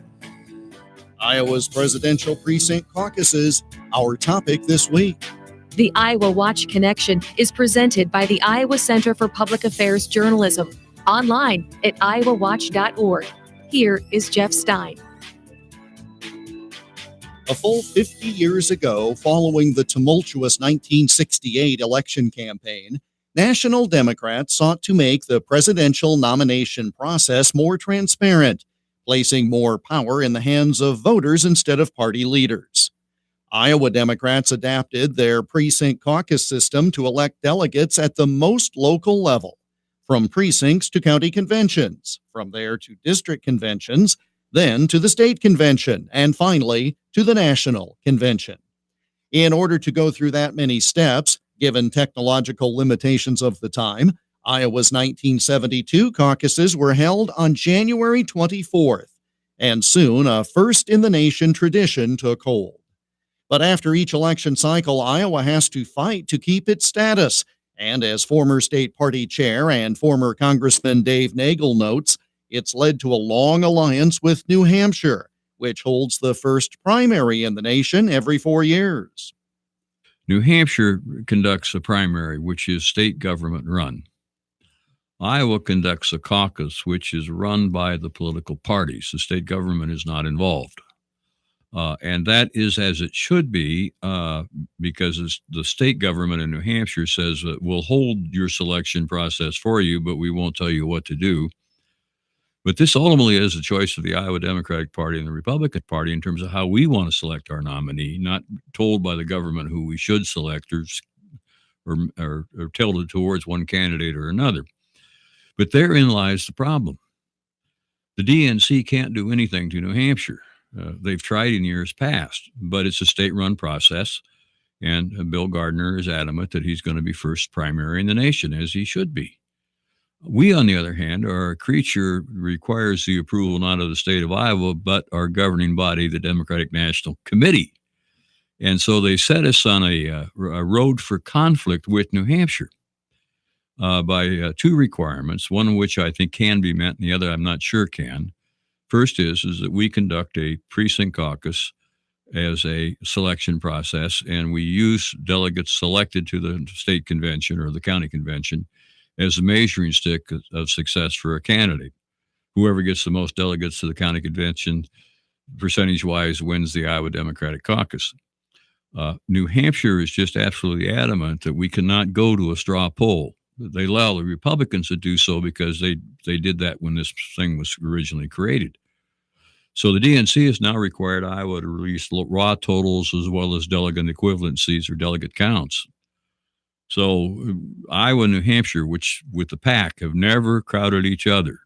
Once we do, we lose. Both of us will lose. Are now in a situation where the DNC has set up a conflict with New Hampshire for Iowa that we're going to have to try to work out. But at this point, we don't have any resolution of that. Now, the Democratic National Committee has issued guidelines for the 2020 Iowa caucuses. I spoke to DNC Chair Tom Perez on September 24th about them. We want to make sure that it's easier for people to participate. If you're a veteran and you're deployed overseas, that shouldn't preclude you from participating not only in the Iowa caucus, but in any caucus. If you are a person with a disability and you have a mobility impairment, you should make sure that any caucus site is accessible. If you are a shift worker or you have family care responsibilities, you should be able to participate. And we're working very closely with the party, and they have been exceedingly responsive. They were part of the group who helped us put together the series of reforms. And what happens when we're making these processes more inclusive is that more people participate. And that's what we want to do. Democrats want to make it easier for folks to vote. They want to make it easier for folks to participate. You look at what Republicans do across this country. They pass these horrible voter ID laws to make it harder for folks to participate. They're purging voters at ballot boxes. They're doing nothing in the White House in the face of Russian interference with elections. These are really important things, and I'm very confident that we're going to see a very robust caucus in 2020, and it's going to be far more inclusive everywhere. And that excites me because I think that's good for Democrats and it's good for democracy. So Iowa and New Hampshire have made peace in terms of the changes in Iowa will not undermine the New Hampshire process. I know that was one of the concerns that folks in New Hampshire had. I'm confident we can thread that needle. Very confident. That all may be easier said than done, given the possible conflict between longtime allies Iowa and New Hampshire. But as Dave Nagel told me on October 5th, he has some ideas. One thought that I had is that we can release raw totals, but not until after New Hampshire has held its process. And then try to get the Secretary of New Hampshire to agree that absentee ballot participation is not the same as a raw total. And hopefully that'll thread the needle. About half the people that supported Sanders think we ought to go to a primary in June because that would be fair and Bernie would have won. And half of them think we shouldn't be first anyway because, after all, who are we to tell the rest of the country what to do? Which goes back to the fundamental question, why do we start in small states? And they don't care. So we have a division inside our own party. The Democrats don't go it alone on this. Since 1976, Iowa Republicans have held similar but procedurally distinctive caucuses of their own, first in the nation, on the same night as the Democrats. The in-state alliance is important, as Republican Party of Iowa Chair Jeff Kaufman told me on September 27th. Talk about the relationship between the Republican Party of Iowa and the Iowa Democratic Party in working together to ensure that Iowa retains its status, and how has what they've been doing impacted what you're doing? Absolutely. On any given day, I could literally have to send out a fairly strong, proactive contrast tweet that involves the Democratic Party, and then an hour later, talk about how we're going to join forces to make sure that our First of the Nation caucuses run well. It's the nature of this job.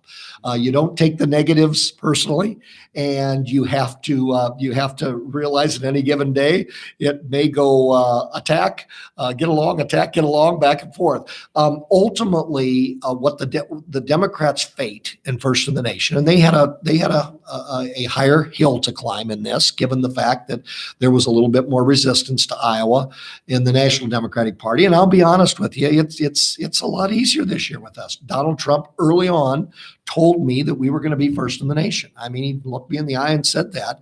And every step of the way, like Donald Trump or not like Donald Trump once again kept his promise on First of the Nation.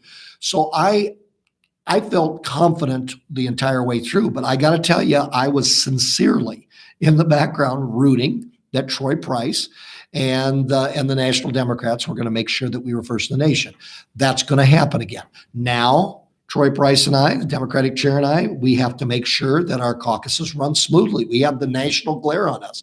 He has a bit more challenging situation because he's going to have a lot of candidates in here.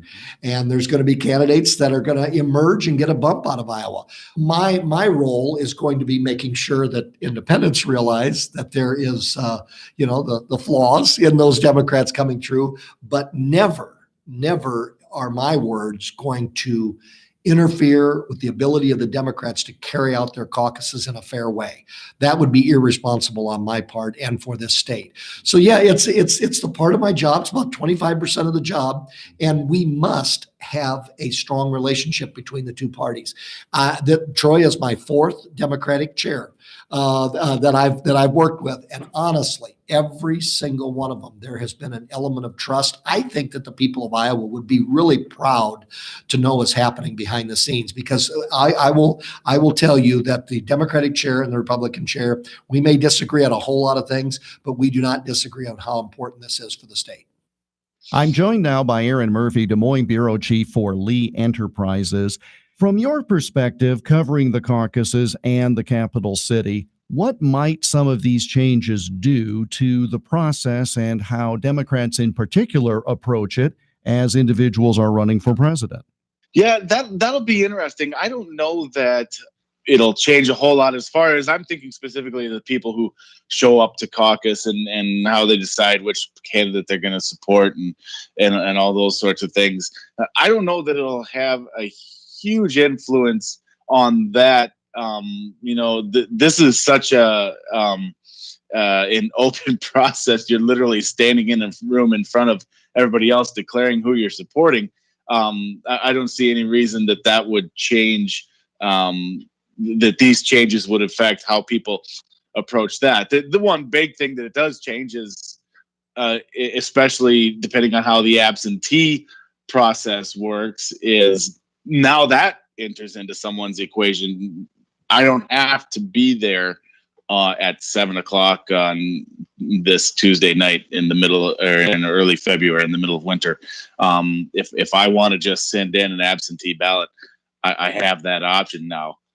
That I assume will definitely factor into caucus goers' calculus. So that could be interesting to see, caucus, how much that impacts caucus night turnout and overall numbers. Do we get more people overall, but fewer actually at the caucuses on caucus night? That could be interesting to watch. There is a sense, though, that if you do broaden it beyond that night, in other words, opening up more of the absentee process, it may change how candidates approach things, but I'm not sure it will change it markedly. What do you think?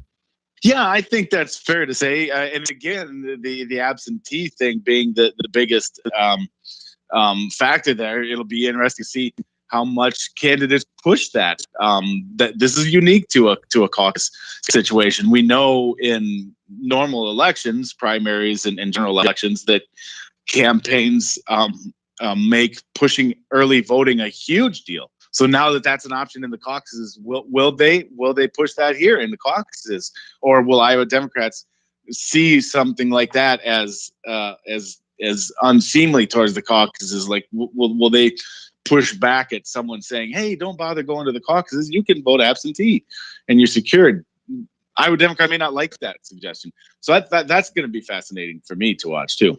Caucuses have multiple purposes, one of which, of course, is to begin the delegate selection process. That's the primary function of why they're held. But it is also a party building operation. The idea to work one-on-one with individuals, develop a deeper base. Are these changes, in your mind, going to enhance that party building or potentially have a negative effect on it, especially with the possibility of absentee? Yeah, I could see that going either way. You would think at the base of it, an absentee vote, maybe the option to vote absentee, maybe gets more people involved in the process, and as such, gets more people involved within the party, which would be good for the party.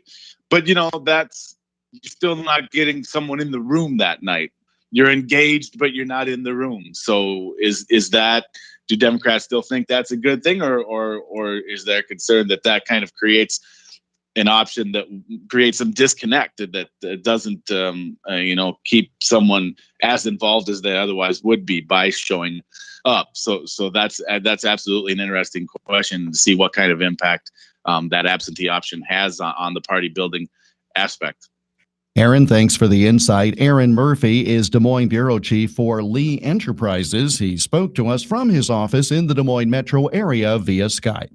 Coming up, we'll talk one-on-one at length with the chair of the Iowa Democratic Party about what the caucus changes mean for voters and the party. That's next as the Iowa Watch Connection continues. Divine Intervention is online at yourfortdodge.com, on Twitter at JMike1400. I remember a teacher that I had. Now, I went through the seventh grade. I went to the seventh grade. I left home when I was 10 years old because I was hungry. And I used to, this is true. I work in the summer, I go to school in the winter. But I had this one teacher. He was the principal of the Harrison School in Vincennes, Indiana. To me, this was the greatest teacher, a real sage of my time, anyhow. He had such wisdom. And we were all reciting the Pledge of Allegiance one day. And he walked over, this little old teacher, Mr. Laswell was his name. Mr. Laswell, and he says, He says, I've been listening to you boys and girls recite the Pledge of Allegiance all semester, and it seems as though it's becoming monotonous to you. If I may I recite it and try to explain to you the meaning of each word. I, me, an individual, a committee of one, pledge. Dedicate all of my worldly goods to give without self-pity.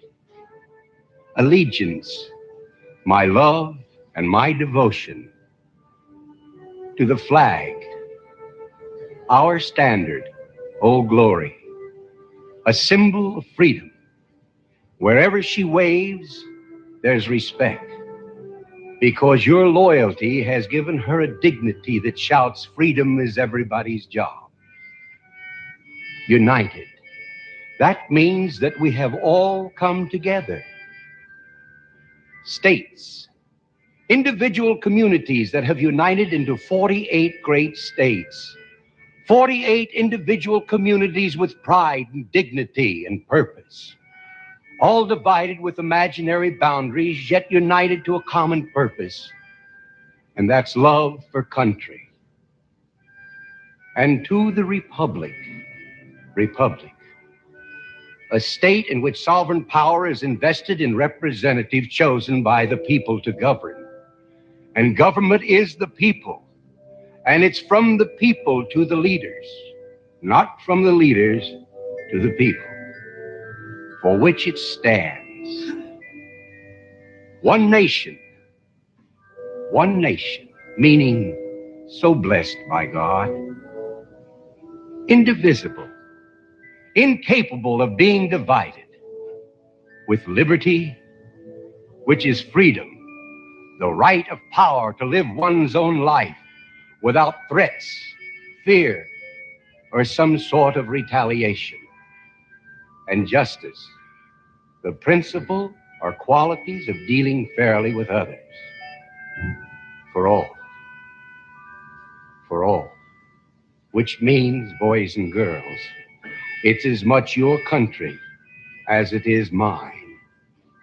And now, boys and girls, let me hear you recite the Pledge of Allegiance. I pledge allegiance to the flag of the United States of America and to the republic for which it stands, one nation, indivisible, with liberty and justice for all. Since I was a small boy, 2 states have been added to our country, and 2 words have been added to the Pledge of Allegiance: under God.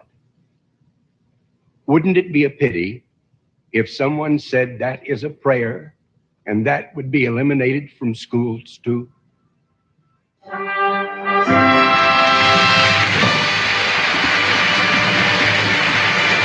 So this is AM 1400, KVFT, the voice of Fort Dodge, and of course, the Great Red Skeleton. We don't hear celebrities talk like that anymore.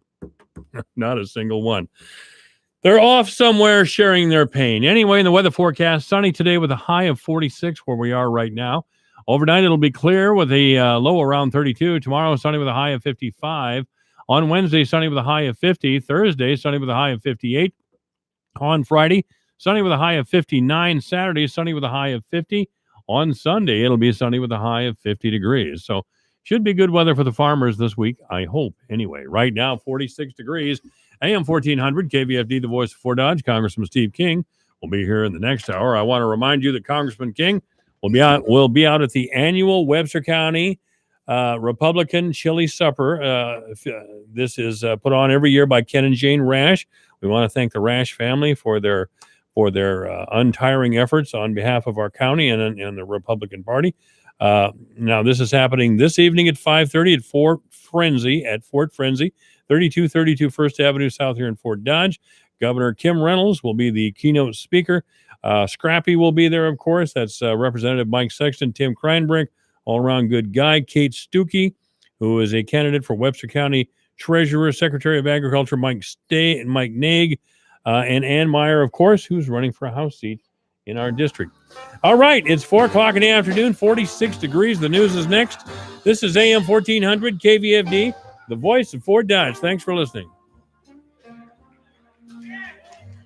It's everything digital on the Kim Komando Show every Saturday from 11 to 2 on the voice of Fort Dodge, AM 1400 KVFD, Fort Dodge.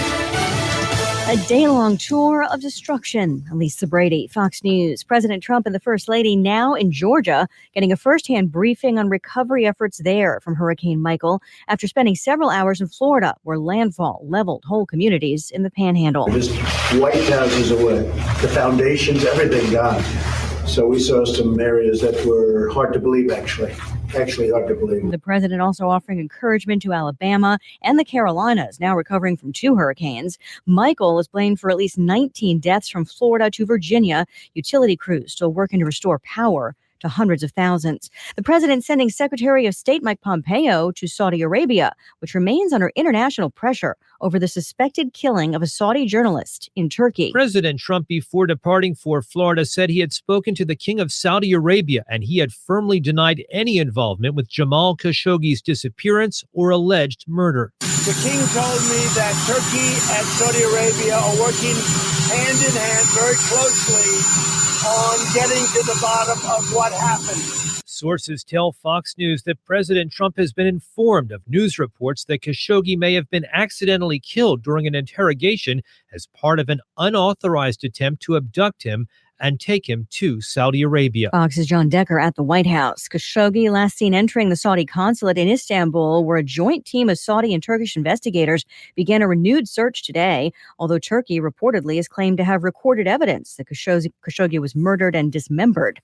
Health and Human Services Chief Alex Azar just making this announcement. We are proposing to require American drug companies, for the first time ever, to include in their TV advertising the list prices of drugs paid for by Medicare or Medicaid. This is Fox News.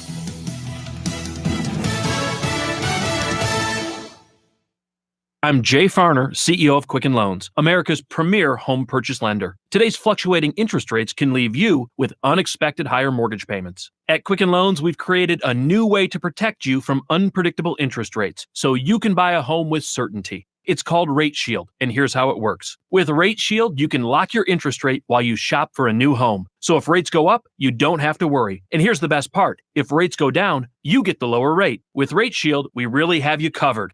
Here are more reasons why you'll want to work with America's largest mortgage lender. For 8 years in a row now, J.D. Power has ranked Quicken Loans highest in the nation in customer satisfaction for primary mortgage origination. And for the 5th year in a row, they've also ranked us highest in the nation for mortgage servicing. Rate Shield. Another way we can save you money on your mortgage. Call us today at 800-QUICKEN or go to rocketmortgage.com. Based on Rocket Mortgage data in comparison to public data records. Rate Shield approval only valid on certain 30-year purchase transactions. Call for cost information and conditions. Equal housing lender licensed in all 50 states. NMLS number 3030. Additional conditions or exclusions may apply. In Maine are looking into a suspicious letter delivered to the home of Republican Senator Susan Collins, who was a key figure in the confirmation of Supreme Court Justice Brett Kavanaugh. Bangor police investigators aren't releasing what was in the envelope, but spokesman Sergeant Wade Betters said every precaution was taken and multiple agencies were brought in. The local hazmat team and our local fire department working with federal authorities and the U.S. Capitol Police. Sergeant Betters says the Collins home appears to be the only place that a threat was discovered. He added that the public doesn't appear to be in any danger. Fox's Gernal Scott, again, no information released on what was written in the letter. Today marks the anniversary of a movement that took off when 2 words went viral. 1 year ago, actress Alyssa Milano encouraged survivors of sexual harassment and assault to speak out by replying to a tweet with the words, "Me Too," a phrase in a movement started 11 years prior by activist Tarana Burke. Since Milano's post, Pew Research Center reveals the hashtag has been tweeted over 19 million times. Burke reflecting on its impact, posting, "I hope that I represent and stand for survivors of sexual violence in a way that makes you proud," adding, "The work is just beginning." Milano thanking Burke for being a force for good, tweeting, "Our collective pain became our collective power." Fox's Kristen Goodwin. A new hashtag is trending, Royal Baby, after Kensington Palace confirmed Britain's Prince Harry and wife Meghan Markle are expecting their first child next spring. They were married just under 5 months ago. Somebody will take the lead in baseball's National League Championship Series tonight. The Dodgers and Brewers each won a game in Milwaukee, sending the series back to LA, where Game 3 is tonight. Meantime, the Red Sox tied up the ALCS last night in Boston. The Astros will host Game 3 in that series tomorrow. I'm Lisa Brady, and this is Fox News.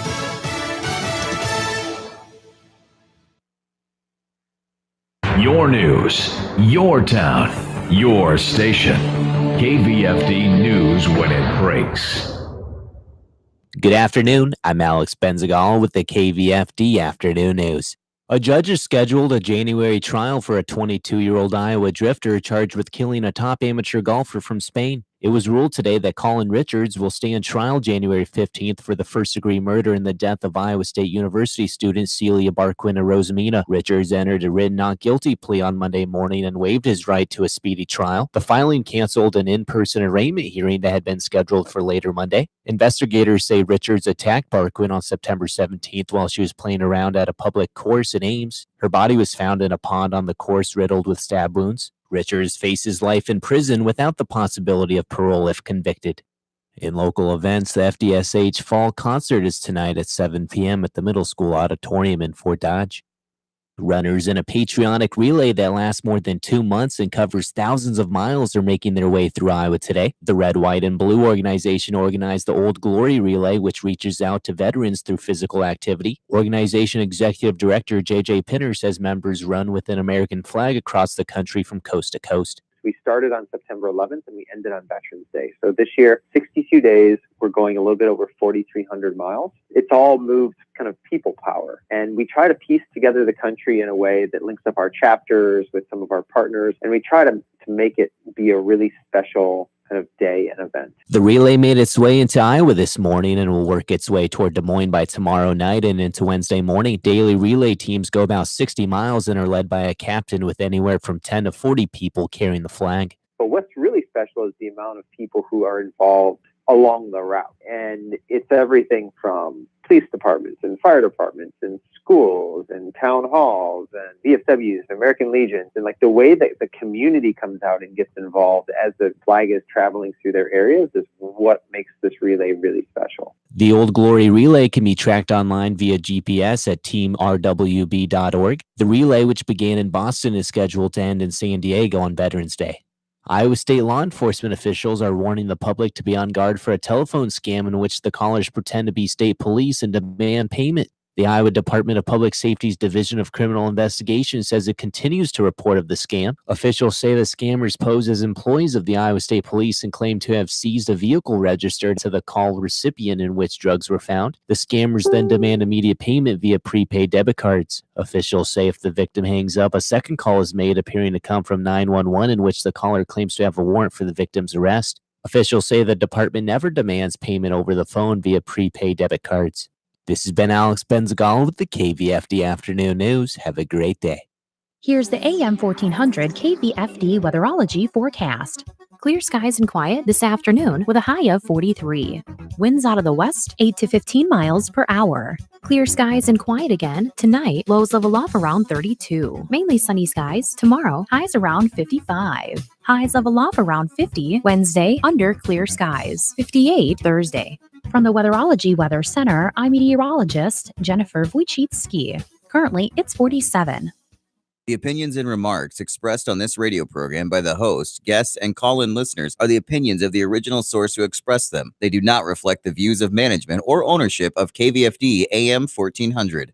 At Budget Blinds, caring is in our DNA. It's the way we do business every day.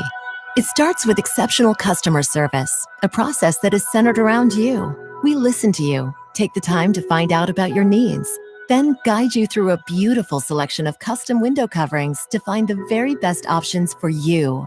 Our commitment to caring continues throughout our local neighborhoods. We care for our homes and our communities. Budget Blinds supports so many different causes all across North America. We're your local neighborhood experts. We live and work right next to you, and we do it all for you. If that's the kind of personal service you've been waiting for, call and see for yourself. 855 Budget Blinds. 855-BUDGET-BLINDS or find us online at budgetblinds.com. While you're there, find out more about the Budget Blinds commitment to giving back at #BudgetBlindsCares. Each franchise independently owned and operated. Ask for details. Have you ever wondered how the brain works? What makes us tick? Join me, Greg Woods, every Wednesday morning for all the latest news on the brain, on aging, and the science behind it all. It's The Mind Boggles, every Wednesday morning at 8:30 on AM 1400 KVFD. Michael Devine, when you want compelling talk. I call that bold talk for a one-eyed fat man. Michael Devine and Michael Devine, the mayor of Manville. It's a fancy title for a part-time job. Michael Devine at AM 1400 KVFD. Actually, I think I put in more hours at this job than I have when I was working for myself, which is saying something. I want to welcome to the program once again our friend Congressman Steve King. How are you, sir? Just great. In studio and happy to be here with you, Mike. It's terrific. It's always great to have you here. Now, of course, I want to remind everyone of the annual Webster County Republican Chili Supper. That's tonight at 5:30 at Fort Frenzy. Congressman King will be there. Of course, you will be there, won't you, Congressman? I will be there. That's the reason I came to town. I'm looking forward to it. As well as Secretary of State Paul Pate. We talked with him a little bit earlier. Senator Kreinbrink will be there as well. Representative Sexton. Most of our Republican candidates will be there, including Secretary of Agriculture Mike Nigg, but Ann Meyer will certainly be there. Again, Sexton and Kreinbrink will be there, so we look forward to that. County Supervisor Merrill Leffler will be there, as well as Keith Dinkla. Yes, please. In honor of Kenny and Jane Rash, a Yes. couple of stellar citizens of Fort Dodge and friends of mine for 30 or 40 years, and I have great respect for those two and what they've done. And raised 12 kids and not a call in the bunch is what I say about the Rash family. You're 100% right there, by the way. Congressman Steve King, your opponent, and I was surprised to read this. Knowing you were coming today, I called up a little information on your opponent, and I was really surprised that he struggles with whiteness. He has a problem with whiteness. Now, the tag on you from the Des Moines Register, and who cares what some San Francisco newspaper thinks, I've always called the Des Moines Register Pravda, which is a Russian word for truth, by the way, ladies and gentlemen. Some of you younger folks may not know However that. cynical it might sound. I'm deeply cynical. I'm totally Congressman King is the ultimate optimist compared to me, believe me. But you know what I'm talking about. So do you have a problem with whiteness, sir, or are you okay with the whole whiteness thing? Well, I just had to learn to get comfortable in my own skin at an early age, just like all the rest of us need to, Mike. And so, no, I don't have a problem with that. I have noticed, though, that some folks that may have that problem, they must figure that you have to virtue signal adequately enough. And if you do that at the requisite amount of times, then you can be getting along okay. But if you don't do that, then that makes you a racist. And this world has gotten so bad that this Des Moines Register, let's see, they called the President of the United States a racist, a white supremacist, a divisive, and on and on. And I'll find the other adjectives here in a little bit because I want to make sure I quote them correctly. But it's a sad situation when you have the newspaper that Iowa used to depend upon. Here it is. The Des Moines Register said Republicans, by their silence, endorsed the president's racism, misogyny, white nationalism, divisiveness, and crudity. So they have called him all of those things. And they've said Republicans are guilty because they didn't also pile on and call him all of those things. No. That's how bad this paper is. And the state of Iowa went stronger for Donald Trump as president than any presidential candidate on the Republican side since Reagan, at least. And maybe I haven't looked at those numbers, but I know it's since Reagan. So, and also they call me those names and worse. And actually worse. And, I have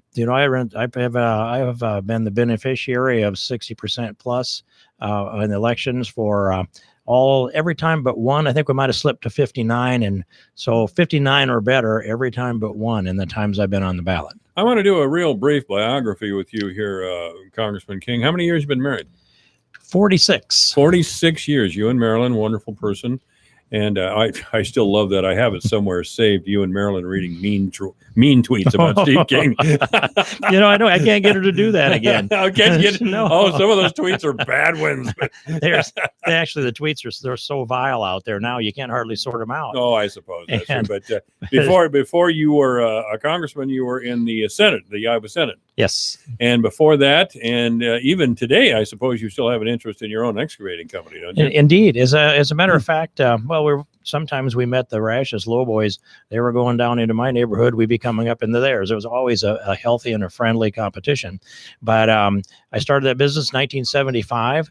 And just Saturday night, we had a shop warming party. My oldest son owns that company today. And we're in our 43rd year of the construction business. He built a brand new shop out there in a piece of ground that he bought out in the kind of a little old farm, and gathered all the neighbors and his business associates together and friends and all. So we had a 4-hour get together there on Saturday night in that new shop, and 4 of my old would fit inside his new one. And I think his cash flow is working a little better than mine was when I built that first shop. Well, the biography of your opponent reads like this. I was a good baseball pitcher in college. I tried to get to the major leagues but failed. Then I couldn't get a job, so I thought I'd come back to Iowa and run for Congress. Well, that's kind of the short version, isn't it? Well, apparently he was in Manhattan not too long ago. We were talking about his run. And again, this is according to SBNation.com. Anybody can check it out.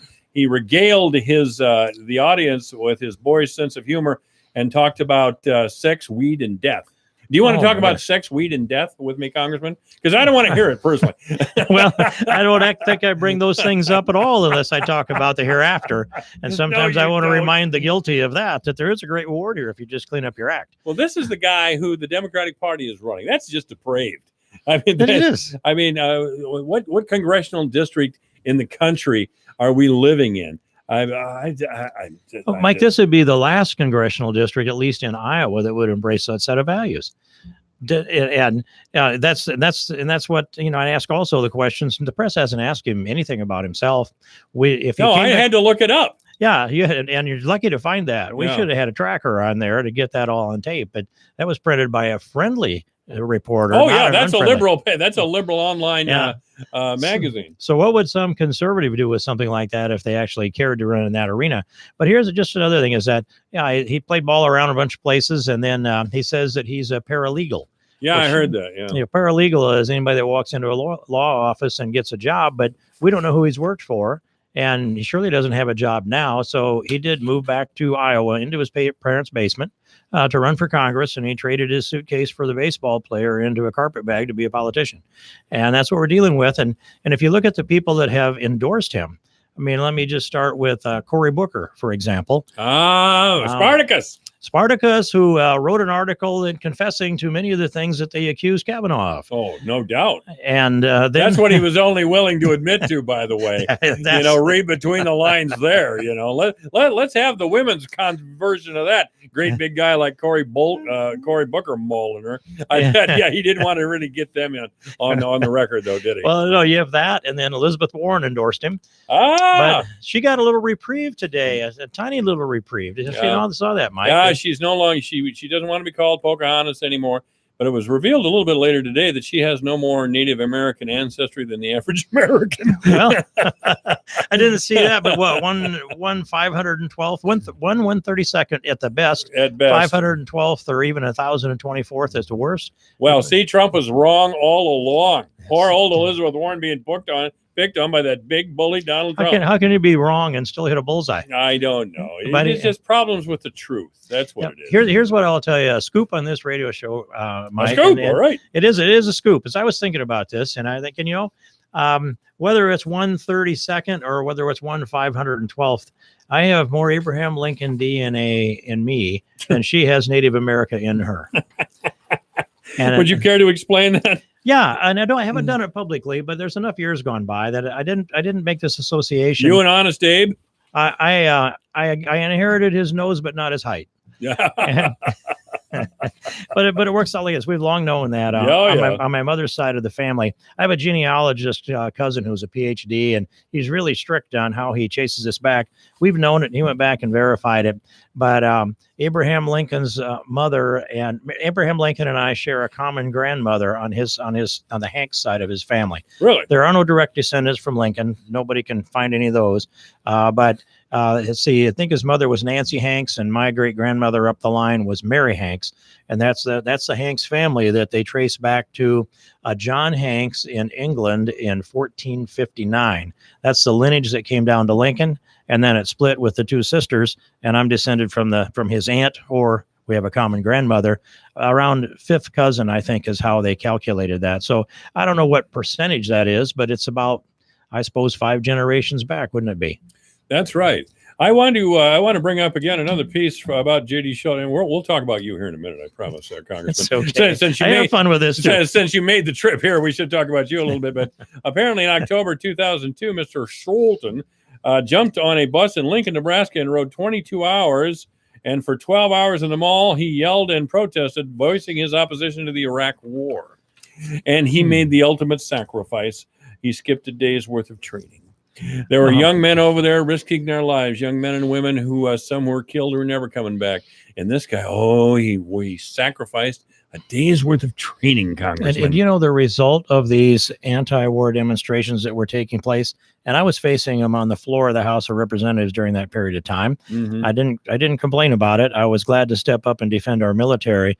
Nancy Pelosi was undermining our president while we're at war. We had troops deployed into Afghanistan and Iraq. During the height of the war in Iraq, she's trying to undercut the president for political gain. She forced 44 votes on the floor of the House of Representatives that were designed to unfund, underfund, and undermine our troops. And I have the spreadsheet and I have the hyperlinks to every one of those. Now, with this kind of activity going on, the protests that were going on out there, and Keith Ellison and I locked horns down on the floor, and it's as close as I've ever come to getting into a physical fight during a debate. Well, you're a man. Keith probably wouldn't have taken you on. He likes to beat up women. Yeah, maybe so. I suppose he's. But we don't want to talk about Keith Ellison. Oh my God, he's a maybe liberal. he'll come down and endorse this Yeah. fella, and then we'll talk about him then. But he's the one that hasn't. But in any case, yeah, and Keith and I got into it because he came over to me and he said, "You have to be careful what you say. You don't understand how Muslims hear what you're saying here on the floor." Which I didn't say Muslims. I'm just talking about what we need to do to defend our mission. And once you go off into war, you support the troops. And so I said to him, "What you don't understand is every time you and Nancy Pelosi, and I guess J.D. Schulten also, although I didn't know he was demonstrating at the time, but that would have been about the same time frame. I said, every time you come down here and give a speech, every time there's demonstration, that gets sent over there into the Middle East. And when you've got those terrorists, Al-Qaeda and ISIS, sitting there in their mud huts and they're making IEDs and planning to kill Americans with them, they see that speech and they hear you talk. Do they make more IEDs or less? Do they plant more or less? Do they detonate more or less? Do more Americans die or do less Americans die because of what you're saying out here into the media?" And if a person like Steve Scalise is shot on the ball field because, at least in part, because of the rhetoric that goes on outside the media, you know we've lost a lot of American soldiers because of the rhetoric taking place on the floor of the House or the demonstrations that he's involved in. In 2005, my son was a member of the United States Marine Corps, kind of a family tradition. He and a group of his Marines ran over a roadside bomb, and he was slightly wounded. He got a bunch of shrapnel in his face and his arms. If he wouldn't have been wearing those hard plastic glasses, he'd have been blinded. Thank God it didn't happen. And I remember still to this day getting that phone call 2:00 in the morning from the Marine Corps to tell me that there had been an incident. And boy, that's a call you don't want to get in the middle of the night, I'll tell you. So I just wonder if I just can't see how anybody be proud of J.D. Schulten for protesting when kids overseas, young people overseas are going through things like that. I mean, doesn't he have any decency? Do you think his family's proud of him? Because I'm more proud of my son than this guy. I just can't. I get pretty worked up over this. I get, you're right. These arguments should end at the water's edge, but they don't, do they? I guess we've evolved. They don't recently. They used to end at the water's edge. I just think that I didn't know this about your son, Mike, and that's. I'm glad to know it today. That tells me more. He's fine. He's married with 3 children down in Marion, but he doesn't forget. He doesn't forget. No, you don't. And I think of one of the first Iowans that we lost over there. Daryl Davis was his name, and I went up to visit his mother up in Spencer, and we sat in there for a couple hours and talked about his life and what he wanted and what he is dedicated to. And I asked her at the end of that conversation, what would Daryl want us to do? And she said he would want us to support the effort he gave his life for. And I said, then where I can do that is on the floor of the House, and I'll go back and do that. And I ended up with more words in the congressional record than anybody else in that entire House of Representatives. And a lot of it was down there night after night defending our war effort. Problems with whiteness. My God. My God. It's, I suppose that reminds me of Michael Jackson. He had problems with it too. Apparently he did. I don't know. This is AM 1400 KVFD, the voice of Fort Dodge. I got to get off this guy because he's making me crazy. I do want to talk about your positions on immigration. I don't know if I've talked with you about this before, but I think the situation with the Craig Lang family has shown us something. I'm not blaming Molly Tippett's death on any particular race or ethnic group at all. I'm certainly not. It could certainly happen with any ethnic group, and it's a terrible, terrible thing. Awful. But what it brought to the forefront, as far as I'm concerned, is a lot of Republicans, well-known Republicans, influential Republicans, wealthy Republicans are shirking and flouting our immigration laws. Now, that's something you stood strong on for a long time, and here's been the reaction from the left has been vicious and virulent, and they've called you racist repeatedly, and all of these terrible things. So where are we now with immigration in the state of Iowa? The Republicans here in Iowa did pass a sanctuary cities bill, which is good. But Governor Reynolds, and I'll ask her again tonight, Governor Reynolds has been hesitant to use things like E-Verify, which every state can decide for themselves. So what have you heard from your Republican supporters in the agricultural community who are in fact taking advantage of these lax laws? Well, I'd say the illegal labor that's here in Iowa is getting worse and worse. Yeah. And I've sat down and talked with a good number of our producers, and it always comes back to, we don't know how we're going to take care of all our hogs, or how we're going to harvest all of these hogs, especially the hogs, if we don't have this illegal labor. And I say, here's the pie chart that shows you where all these people are in America. 7 million of them in unemployment. We should be able to hire every one of them if this is unskilled work, if they're physically able. Second, 46 million Americans of working age simply not in the workforce. They're not looking for a job. They're not signed up anymore. They might be early retirees. They might be working for cash somewhere, but they don't have a job, and they're not looking for a job. 46 million. So that takes you up to 53 million Americans. Then you can look at 23 million disabled. Now, your son's going to work every day. He's got a Purple Heart and some scars, and we've got some double amputees that go to work every day. But we've got a lot of people that are part of those 23 million that are not disabled. They just had a bad back when they were 19, and now they're 39, and nobody went back and asked them again, how you feeling? We need to go back and look at all of that, pull those people back out of there, put them to work again. By the time I add up these categories, I come up with 107 million Americans that's 107 million Americans simply not in the workforce, that we could hire some out of each one of these categories. And, a smart family would do that. Why wouldn't a smart country do that? I use the example of Marilyn and I raised 3 sons, a third of this population sitting on the sidelines. And these 3 sons all had their work to do. They got an alliance, and then we paid them for it. They went out and worked for their construction company. But if any one of those boys said, I'm not going to work, but I want my allowance, and I want my pay, and I want my brothers to do my work for me. I want my brothers to do my work for me. That's what's going on with that third of the population. They're sitting on the couch.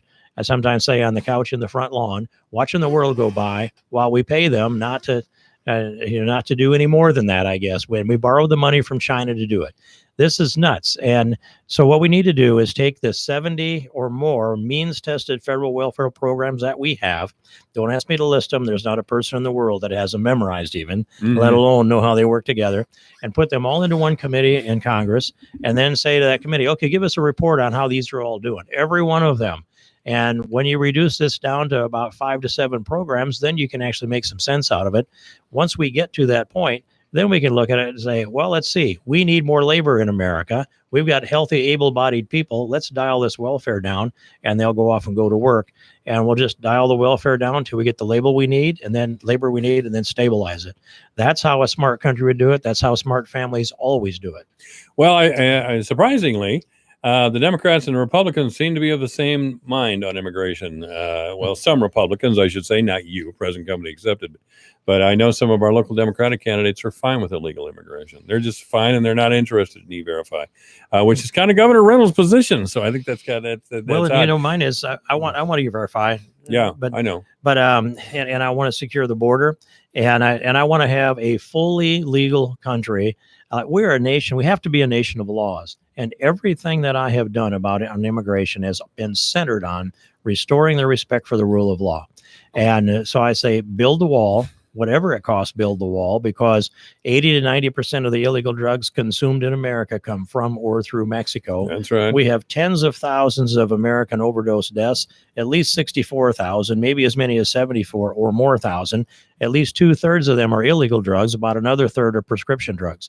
And so we've got all of those deaths. We've got terrorists coming across the border. The border is wide open. We've got a new caravan of people coming up out of Central America, threatening to rush the border again, as they did here a few months ago.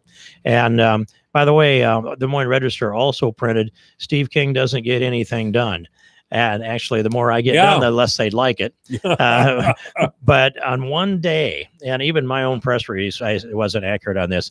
In one day, in a window of 24 hours and 6 minutes, this guy that they say never passed anything, I moved 4 of my bills off the floor of the House to Mitch McConnell's desk. One of them was tort reform for medical malpractice, and the other 3 were immigration, sanctuary city legislation, and Sarah's law and Kate's law.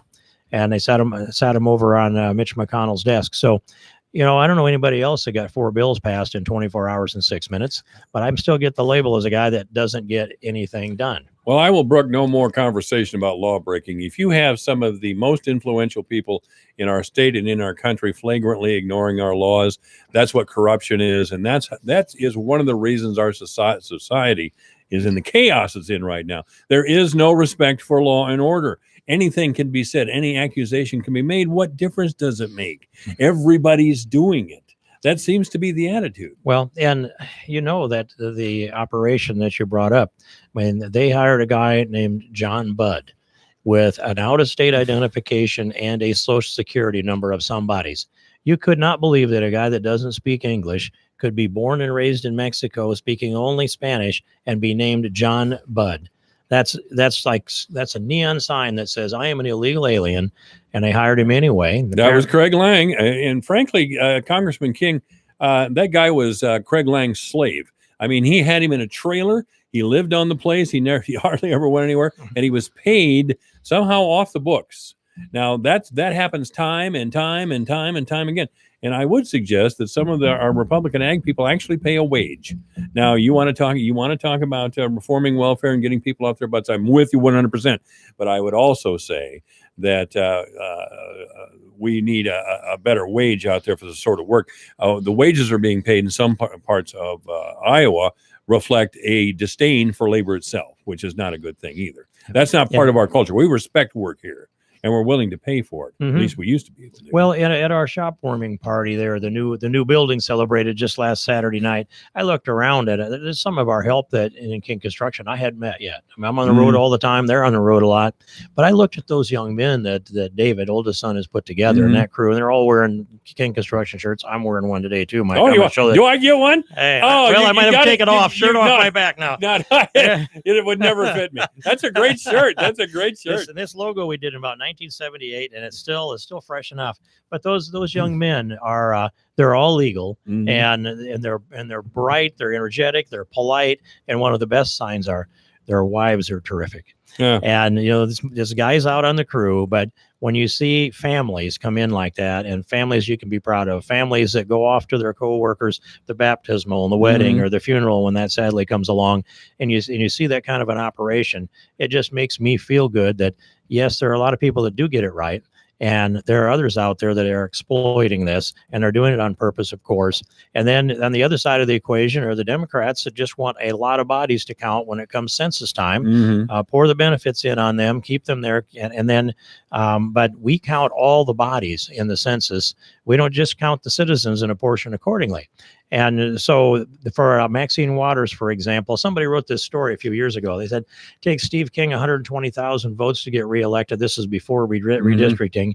And it takes Maxine Waters about 40,000 because her district is so full of illegals that most of the time don't vote, that all she's got to do is turn out 40,000 people on her side and she gets reelected. And we have to do at least 3 times that in order to make it work here because we have a low percentage of illegals.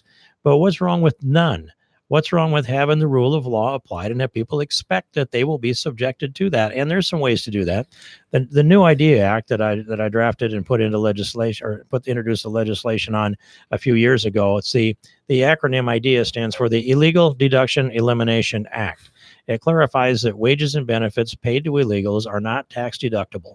And then the IRS would come in during a normal audit and run the Social Security numbers and identification of the employees through E-Verify. And if everybody checks out, fine, they'll go on with the rest of their audit. If they don't check out, they'll say, sorry, but this $100,000 you paid off to illegals here isn't a business expense for you. It goes back into the gross receipts again, comes up as net income. It becomes interest penalty taxable, 6-year statute of limitations. So you accrue a liability all the longer you're keeping illegal employees. That's an automatic fix that you don't have to rely on an ICE raid. It's the IRS is the organization that we have the most concern about. Every business person respects the IRS and what they might do and doesn't want them to show up. And so that's why I went to them thinking we could use the IRS for something. I always want to abolish them, Mike. I hadn't changed my mind on that. But if we've got them, that would be a really good use to put them to. And that generates, according to a Center for Immigration Studies score, $254 billion in revenue to the United States. That's a 10-year deal. And I still couldn't force a vote on that in this last tax cut bill that we brought through because it didn't fit the formula of our establishment Republicans on our side, and it didn't fit the formula of any Democrat. So, I got to get one of those King Excavating T-shirts. I'm putting in my order right now. It's not going to do you any good to take it off. I'm twice your size, for God's sake. I'd never fit it into stretches though, Mike. Not that much. It doesn't. All right, Congressman Steve King's an our guest. XXL. I need to go looking for an XXL. Okay. Oh, at least probably a triple X. Congressman Steve King's our guest.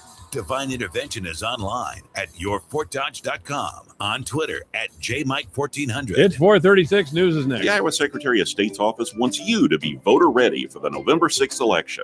It's easy. Register to vote, bring your ID, or sign an oath of identity and cast your ballot. Register, prepare, vote. For more information, visit voterreadyiowa.org. Why should you volunteer with Meals on Wheels? I never thought that 5 minutes could make so much difference in the lives of two people, but it has. Drop off a warm meal and get more than you expect. Volunteer at americaletsdolunch.org. Brought to you by Meals on Wheels America and the Ad Council. Have the talk of the lifetime with the ones you love. This card asks, what events in our nation's history had an impact on you and how? Pearl Harbor was on my 10th birthday, December 7th, 1941. That was the start of World War II. I was doing the farm chores with my brother, and the vet came to check our cows and told us all about it. It was a scary time. Sharing stories and memories with those who matter most will be especially significant when it's time to honor a life lived. Contact Gunderson Funeral Home to learn more about having the talk of a lifetime. Your news, your town, your station. KVFD News when it breaks. Good afternoon. I'm Alex Benzagal with the KVFD Afternoon News.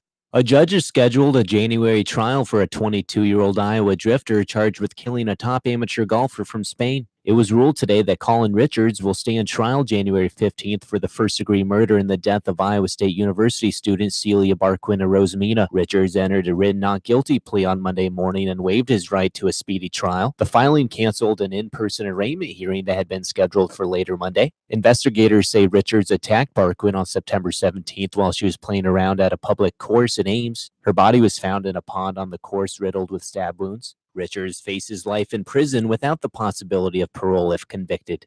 In local events, the FDSH Fall Concert is tonight at 7 p.m. at the Middle School Auditorium in Fort Dodge.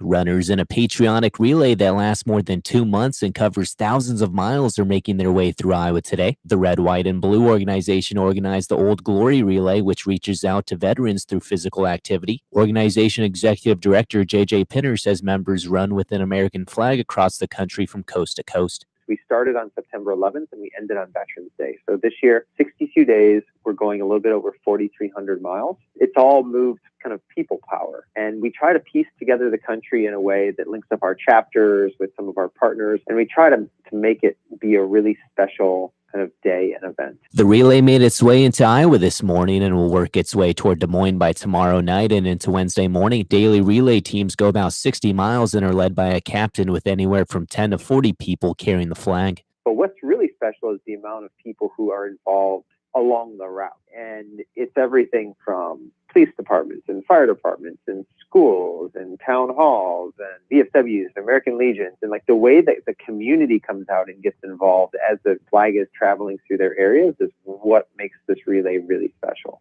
The Old Glory Relay can be tracked online via GPS at teamrwb.org. The relay, which began in Boston, is scheduled to end in San Diego on Veterans Day. Iowa State law enforcement officials are warning the public to be on guard for a telephone scam in which the callers pretend to be state police and demand payment. The Iowa Department of Public Safety's Division of Criminal Investigation says it continues to report of the scam. Officials say the scammers pose as employees of the Iowa State Police and claim to have seized a vehicle registered to the call recipient in which drugs were found. The scammers then demand immediate payment via prepaid debit cards. Officials say if the victim hangs up, a second call is made appearing to come from 911 in which the caller claims to have a warrant for the victim's arrest. Officials say the department never demands payment over the phone via prepaid debit cards. This has been Alex Benzagal with the KVFD Afternoon News. Have a great day. Here's the AM 1400 KVFD weatherology forecast. Clear skies and quiet this afternoon with a high of 43. Winds out of the west, 8 to 15 miles per hour. Clear skies and quiet again tonight. Lows level off around 32. Mainly sunny skies tomorrow. Highs around 55. Highs level off around 50 Wednesday under clear skies. 58 Thursday. From the Weatherology Weather Center, I'm meteorologist Jennifer Wojcicki. Currently, it's 47.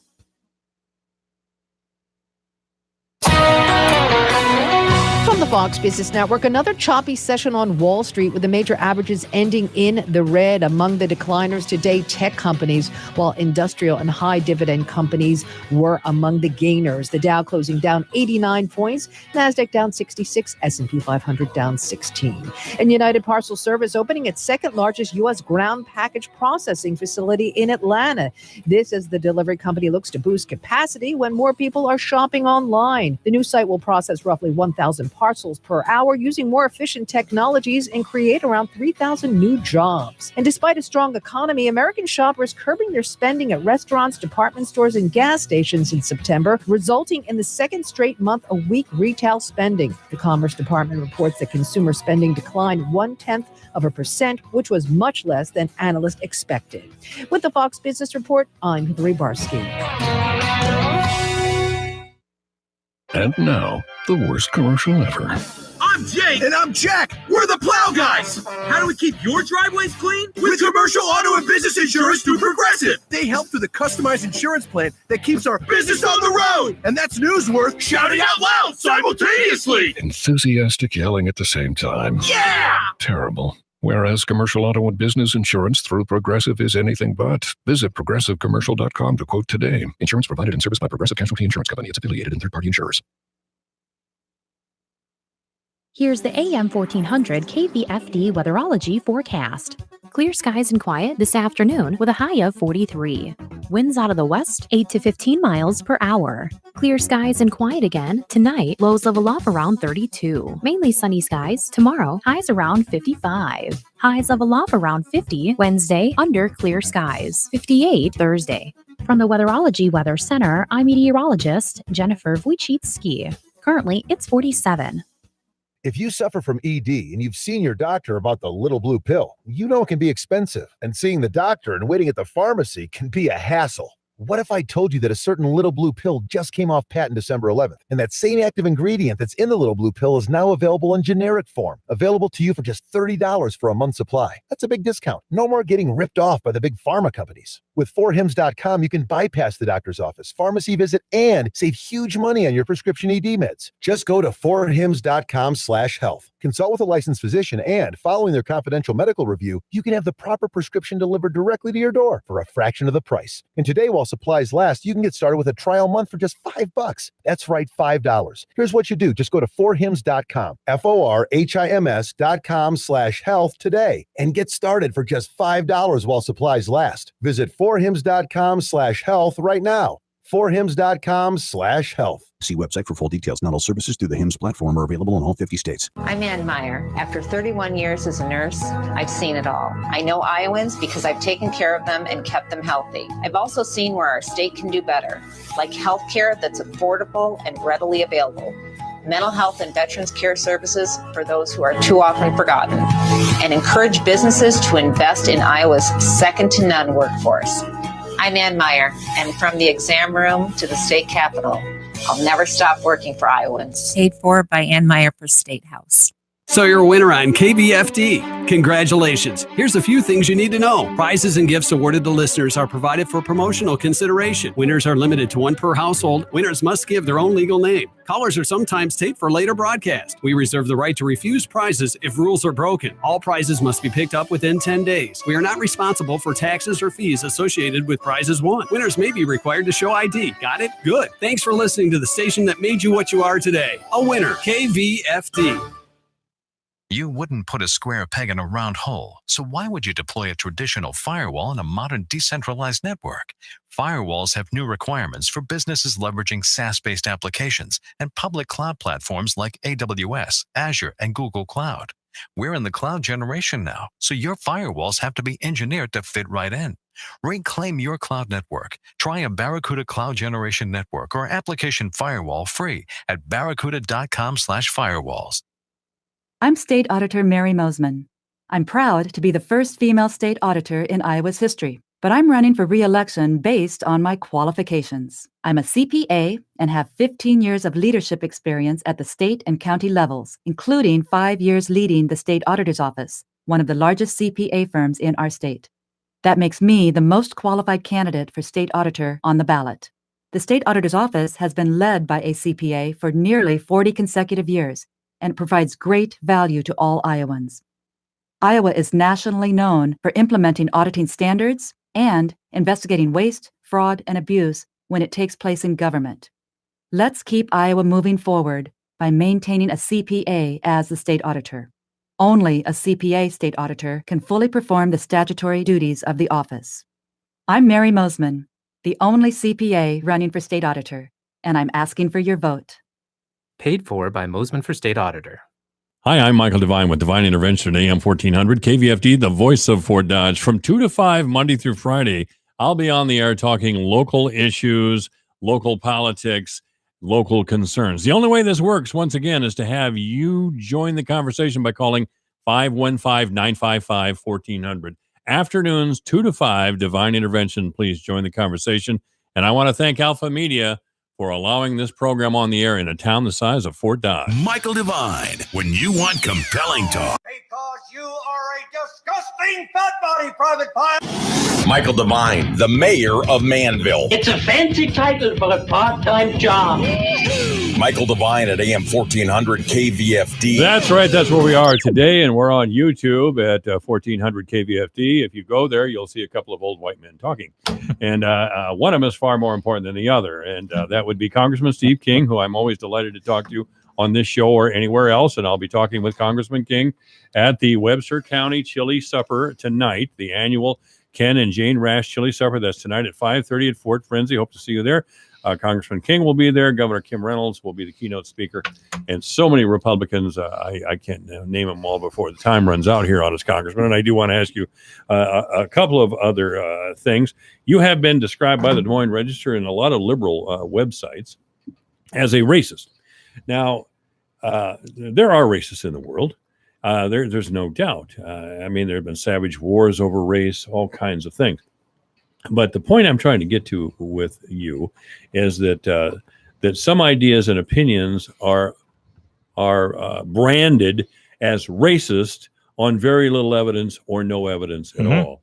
As a matter of fact, the word racist has been tossed around so often that you really have to look behind the curtain to see who the Wizard of Oz is back there who's yelling racist. And a lot of times they're just people who are political figures who are using a terribly, and it's happened to me right here in Fort Dodge. Many years ago, I went and asked a simple question about immigration at a city council meeting, and a council meeting went on and on, and a council person went on and on and on about what a racist I was. And the only proof that he had that I was racist was that I asked about the cost of living and the wages, the average wage in Webster County, and why we needed to bring a lot more labor into town. It was later revealed that Tom Vilsack wanted to use, who was governor at the time, of course, wanted to use Webster County as kind of a petri dish for large-scale immigration that he wanted, which, by the way, the Democratic Party still does want. And that's why I always think surprisingly, that the Democratic Party is anti-labor, more anti-labor than the Republican Party. But to the point with you, sir, the idea that the language can be commandeered and that unfair accusations can be leveled. You've spoken about that in the past. I have. But I take this stand, Mike, is that there's really, I would just challenge people and ask them this question. If someone called you a racist, if anybody listening out there, how would you prove you're not? That's right. How do you disprove something so negative that doesn't require any evidence to make that allegation, and you don't have any way of proving otherwise? Mhm. So, and I think they should take that back home again and think, how would they handle it? What I've said is that I'm not going to bother to defend myself because there isn't anybody that can defend themselves from such charges. There are some things to look at, I suppose. You could look at the 3 Tanzanian kids that would be dead today if I hadn't gotten involved in that.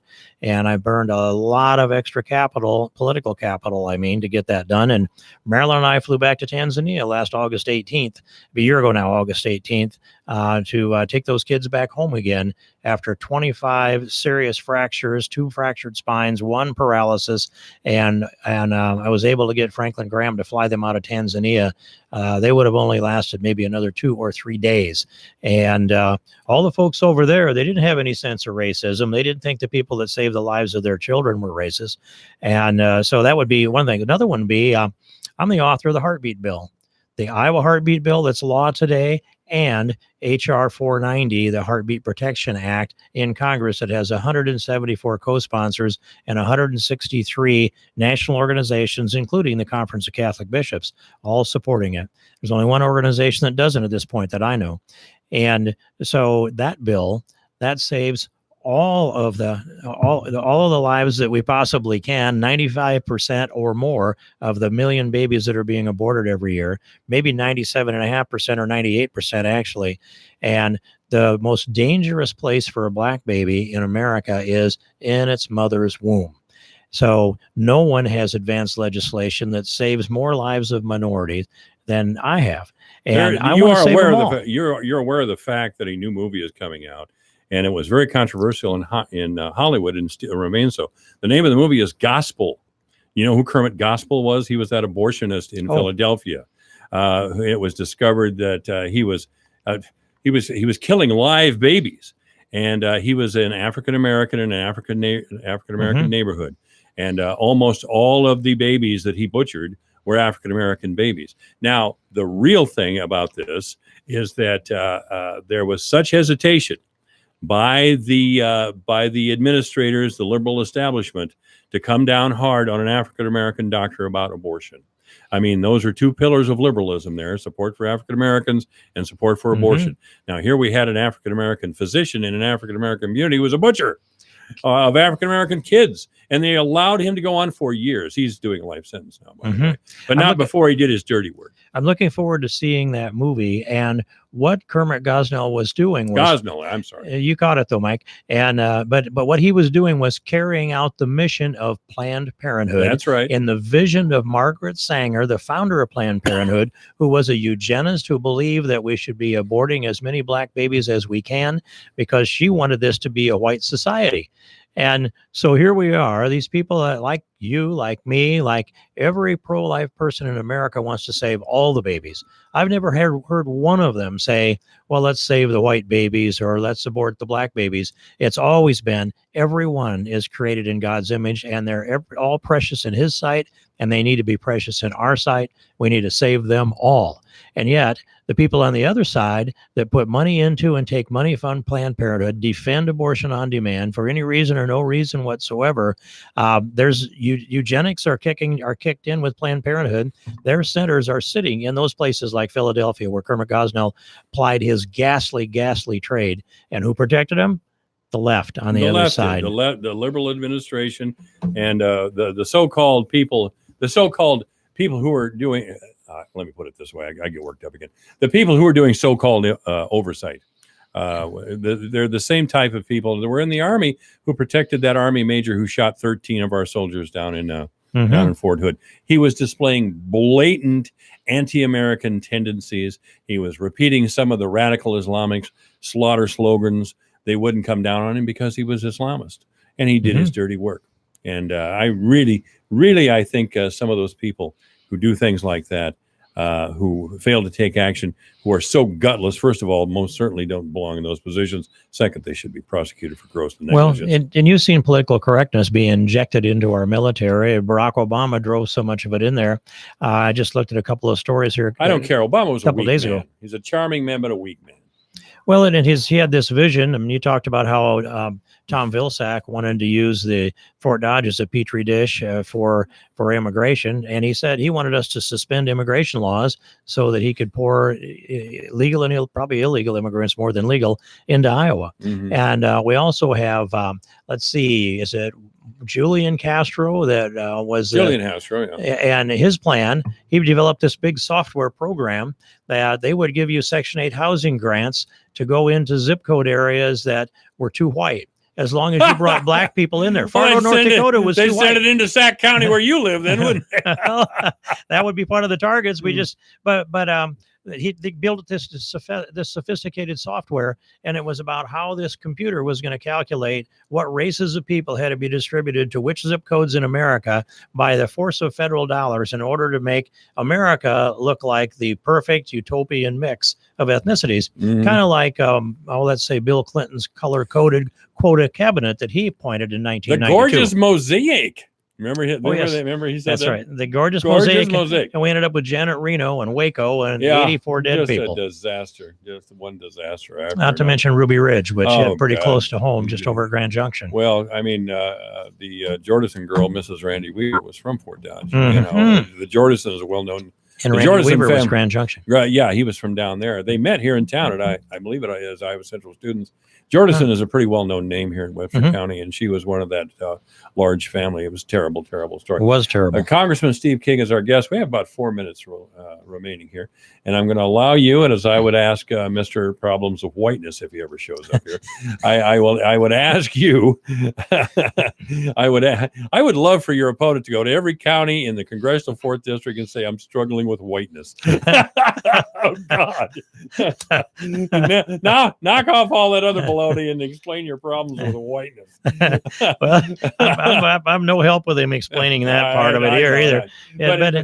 But please tell us why you should be reelected. Okay. Of course, I believe it's a long list, and I would take it to this.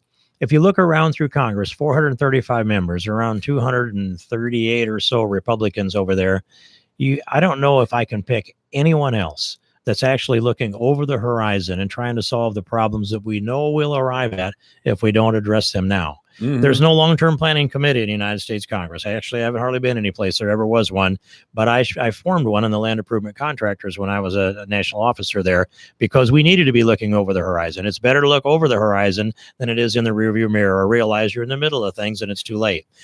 So I'm constantly pushing on that. Culture matters. Mm-hmm. Culture is what goes on in people's heads. It's our associations. It's our sense of history. It's the practices of the daily life that we have. It's the things that matter and move us and motivate us. America has had this terrific culture, and it grew out of a number of things. One is we had the English come over here to plant their seeds first here on this soil. And they gave a prayer at Jamestown that said, "Lord, we ask you to bless this new land and direct us to cover, to settle the entire continent and evangelize to the world." That meant not only the faithful Christian evangelization, and this is a Judeo-Christian society, but it meant spread this word of freedom that we have around the world. And so we have most of these freedoms now in the Bill of Rights. Freedom of speech, religion, press, assembly, the right to keep and bear arms, the property rights before the Kelo decision, and be tried by a jury of your peers, no double jeopardy, and then the rights that devolves to the states or the people respectively. But we're a free enterprise society as well. We have property rights that are tied to our inventions and our copyrights and our patents. And all these things that I've mentioned are part of the vigor of America. And we need to identify, and we need people in Congress that understand what the pillars of American exceptionalism are, and that are actively and aggressively not just defending them. We've been losing ground, but refurbishing the pillars of American exceptionalism. And so I am a full spectrum constitutional Christian conservative. I may be the lead pro-life voice in the United States Congress today, judging by the legislation and how far it's moved. And I'm a natural budget balancer. I am for a balanced budget to the Constitution. I'm outnumbered right now. And then with agriculture, which this is Iowa, I would just remind people that, I grew up in the middle of this soil. I've been in the middle of it all my life. We made our living out of soil, out of dirt, and a lot of it was agriculture work while we're at it. Back in 2012, when the Tom Vilsack that we mentioned a little earlier was the Secretary of Agriculture at the USDA, and his wife ran against me, there were 60 different agriculture organizations. All 60 of them endorsed me. So I'm in the middle of agriculture, the pro-life issue, the fiscal responsibility issue, the strong national defense, and by the way, we have a president that I'll say agrees with me, and I agree with him, and he and I have a terrific personal relationship, Mike. All right, Congressman Steve King has been our guest. Thank you, sir. See you at the Chili Feed, 5 o'clock. It's 46 degrees. You're listening to AM 1400 KVFD, the voice of Fort Dodge, KVFD, Fort Dodge, Iowa. Thank you. Surveying the damage. I'm Lisa Lacera, Fox News. President Trump and First Lady Melania Trump spending part of the day in parts of the South ravaged by Hurricane Michael. This hurricane happened very quickly. In fact, it was a storm. Nobody thought it was a big deal. And then all of a sudden it started and then became a Category 4. It happened very quickly. The president speaking at Robins Air Force Base in Georgia. He's also visiting a farm where he will meet those who lost crops in the storm. Also in Georgia, the president talked about efforts to find out what happened to journalist Jamal Khashoggi. Fox's Steve Rappaport has more live. Lisa, President Trump says Khashoggi's disappearance is a terrible situation, and he doesn't like it one bit. We're working very close with Saudi Arabia and with Turkey, and they're working together to figure out what happened. And they want to know what happened also. So a lot of people are working on it. Khashoggi visited the Saudi consulate in Istanbul 2 weeks ago, but no one saw him leave. Turkish authorities suspect Khashoggi met his end there. Saudi Arabia's king denied any knowledge of what may have happened, but Khashoggi is known for criticizing the royal regime. The president sending Secretary of State Pompeo to meet with King Salman in the hope of getting answers. Lisa? Steve, the Cherokee Nation releasing a statement in response to DNA results released today by Senator Elizabeth Warren, revealing she has some Native American heritage. The statement reading in part, a DNA test is useless to determine tribal citizenship. Stocks stumbled at the end of the day. After the bell, the Dow fell 89 points. The Nasdaq fell 66, and the S&P 500 gave up 16 points. Weighing on the market, another disappointing retail sales report, and a 2% drop for Apple shares after Goldman Sachs warned of slowing demand in China. Even Bank of America, which reported higher profits and revenue in the third quarter, fell almost 2%. The financial sector faring the worst today. Lauren Simonetti with the Fox Business Network on the floor of the New York Stock Exchange. This is Fox News.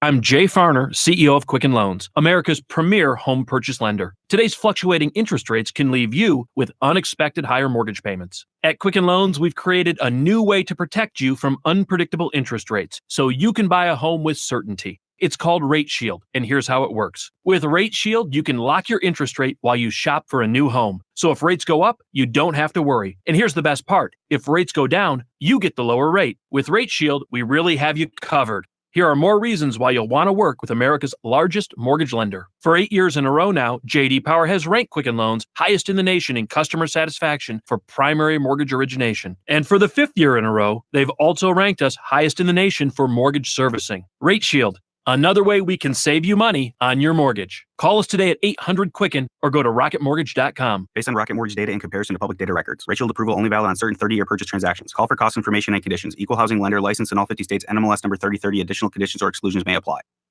News alert now. Your news, your town, your station. KVFD News when it breaks. Good afternoon. I'm Alex Benzagal with the KVFD Afternoon News.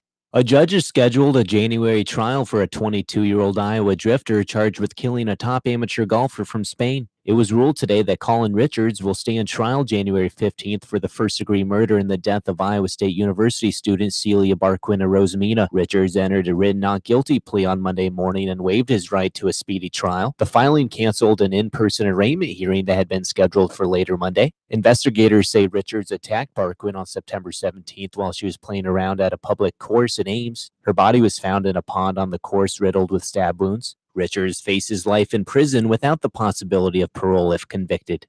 In local events, the FDSH Fall Concert is tonight at 7 p.m. at the Middle School Auditorium in Fort Dodge.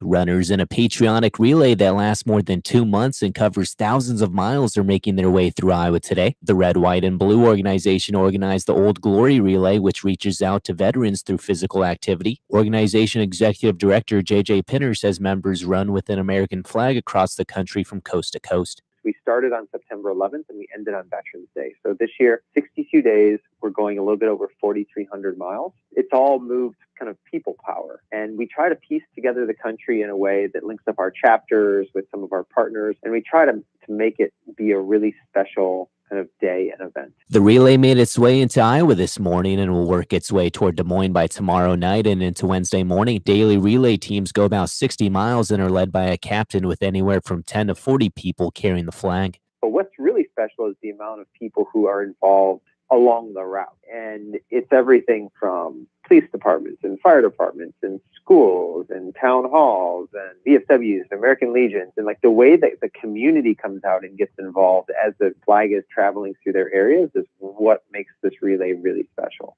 The Old Glory Relay can be tracked online via GPS at teamrwb.org. The relay, which began in Boston, is scheduled to end in San Diego on Veterans Day.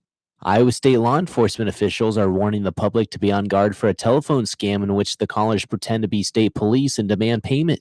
The Iowa Department of Public Safety's Division of Criminal Investigation says it continues to report of the scam. Officials say the scammers pose as employees of the Iowa State Police and claim to have seized a vehicle registered to the call recipient in which drugs were found. The scammers then demand immediate payment via prepaid debit cards. Officials say if the victim hangs up, a second call is made appearing to come from 911 in which the caller claims to have a warrant for the victim's arrest. Officials say the department never demands payment over the phone via prepaid debit cards. This has been Alex Benzagal with the KVFD Afternoon News. Have a great day.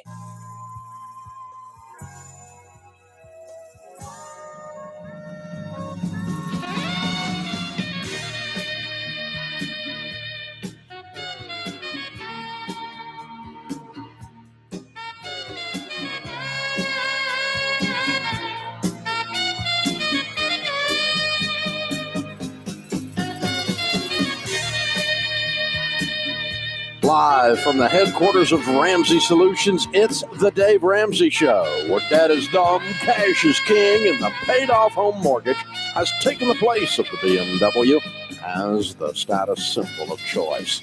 I am Dave Ramsey, your host. You jump in. We'll talk about your life and your money. It's a free call at 888-825-5225. Daniel is in Fargo, North Dakota. Daniel, welcome to the Dave Ramsey Show. Hey, Dave. Thanks for taking my call. Sure. What's up? So my wife and I are relocating for our jobs. We currently live in Grand Forks and we're moving to Fargo. And when we sell our home, we'll have roughly $50,000 in equity after we pay realtor fees. And we're wondering what Dave would do. Would you put the $50,000 down on the new home or pay off something dumb that we did, and that is a $31,000 car loan, and put the rest towards the house? I would sell the car. You'd sell the car? Okay. I thought that's what you might say. No. Okay. What's your household income? 165,000. Okay. All right. So let me kind of walk you through the equation of how I went there so quickly. Okay. Let's say that we pay off the car with this money, and then that leaves us $20,000 to put down on our house.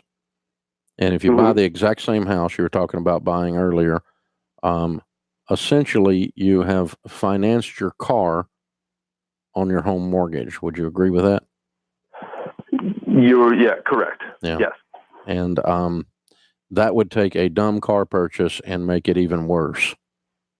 Okay. That's how I got there so quickly, because basically we're financing a car now over 15 years, which I'm not going to tell you to do ever. Obviously, would I refinance my house in order to buy a $30,000 car? Not in a million years, you know. And it's basically the same equation. We're just saying it in different ways as we continue in our conversation here. And sometimes if you just look at it through a different, stand over on the other side of it and look at it from the left rather than from the right, you see, oh my God, that really is dumb, you know. And so it's not as you know, it's not just Dave says sell the car. It's, do you really want to finance this car over 15 years? Correct. No, I don't want to do that. So, and it's a car I can't afford. I know I can't afford it because I didn't pay for it. If you didn't pay for it, we know you can't afford it. So, yeah, I'm sorry, dude. I know that's a sweet car, and I'm a car guy. I like nice cars, but too many times our nice cars have us instead of us have them. Shannon is with us in Atlanta. Hi, Shannon. How are you? Hi.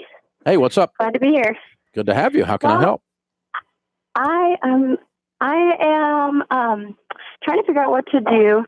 My husband is in an apprenticeship position. It's paid, but it's only about $30,000 a year. We expect that in about a year he would be making pretty good money, you know, somewhere around $100,000. Wow. What's he apprenticing for? It's kind of an architectural sales position. And he's got a great opportunity, and we definitely agreed, like, this is what we should do. So we're living in parents' basement, you know, because we couldn't live on that. We have some debt. But what I'm thinking, you know, what I'm feeling is that as he's doing this, it's like he's logging in, he's doing 40 hours a week and stuff. But meanwhile, like, we're just barely getting by and living in the parents' basement. So it's like, and I've been working part-time. I've got a baby, but I've been doing some stuff to bring in some income. How old are you two? two? She's 8 months old. How old are you two? Oh, 34 and 36. Okay. All right. And he took this job, he took this apprentice job how long ago? It's been about 6 months. Okay. And there's written promises that at the completion of the apprenticeship that he will have access to this kind of income? No, there are no written promises. Okay. I've never heard of an architectural sales apprenticeship, so it's new to me. I'm trying to understand why you would do this. Yeah, it's not like a very common thing, and he's got his foot in the door in a position that an opportunity that a lot of people don't get. And we know the owner, and, you know, like we totally believe in that this will happen. It's just, I don't know if during the meantime, it's like, okay. Well, if he's only working 40 hours during the meantime, he needs to be working on the job. Right. You got bills to pay you can't pay, and his wife, who's got a baby at home, is calling me. It's a pretty simple equation. He needs more money. So how far behind, what is his income today? Is 30, and how much would another $1,000 a month change your life? It would definitely help with feeling more calm, and, you know, like we can make a dent in our debt. We're just barely paying our. I'm not trying to make you dues, feel more calm. I'm trying to get you where you can mathematically pay the bills. Mathematically, does $1,000 a month extra do it? No. Okay. What does it take? I mean, as far as like moving us out. No, I'm not trying to move you out. You're on an apprenticeship. You agreed to live in her basement. Now you're having to put up with her. Goes with the territory. It's what you guys signed up for. You know, you can't afford to move out.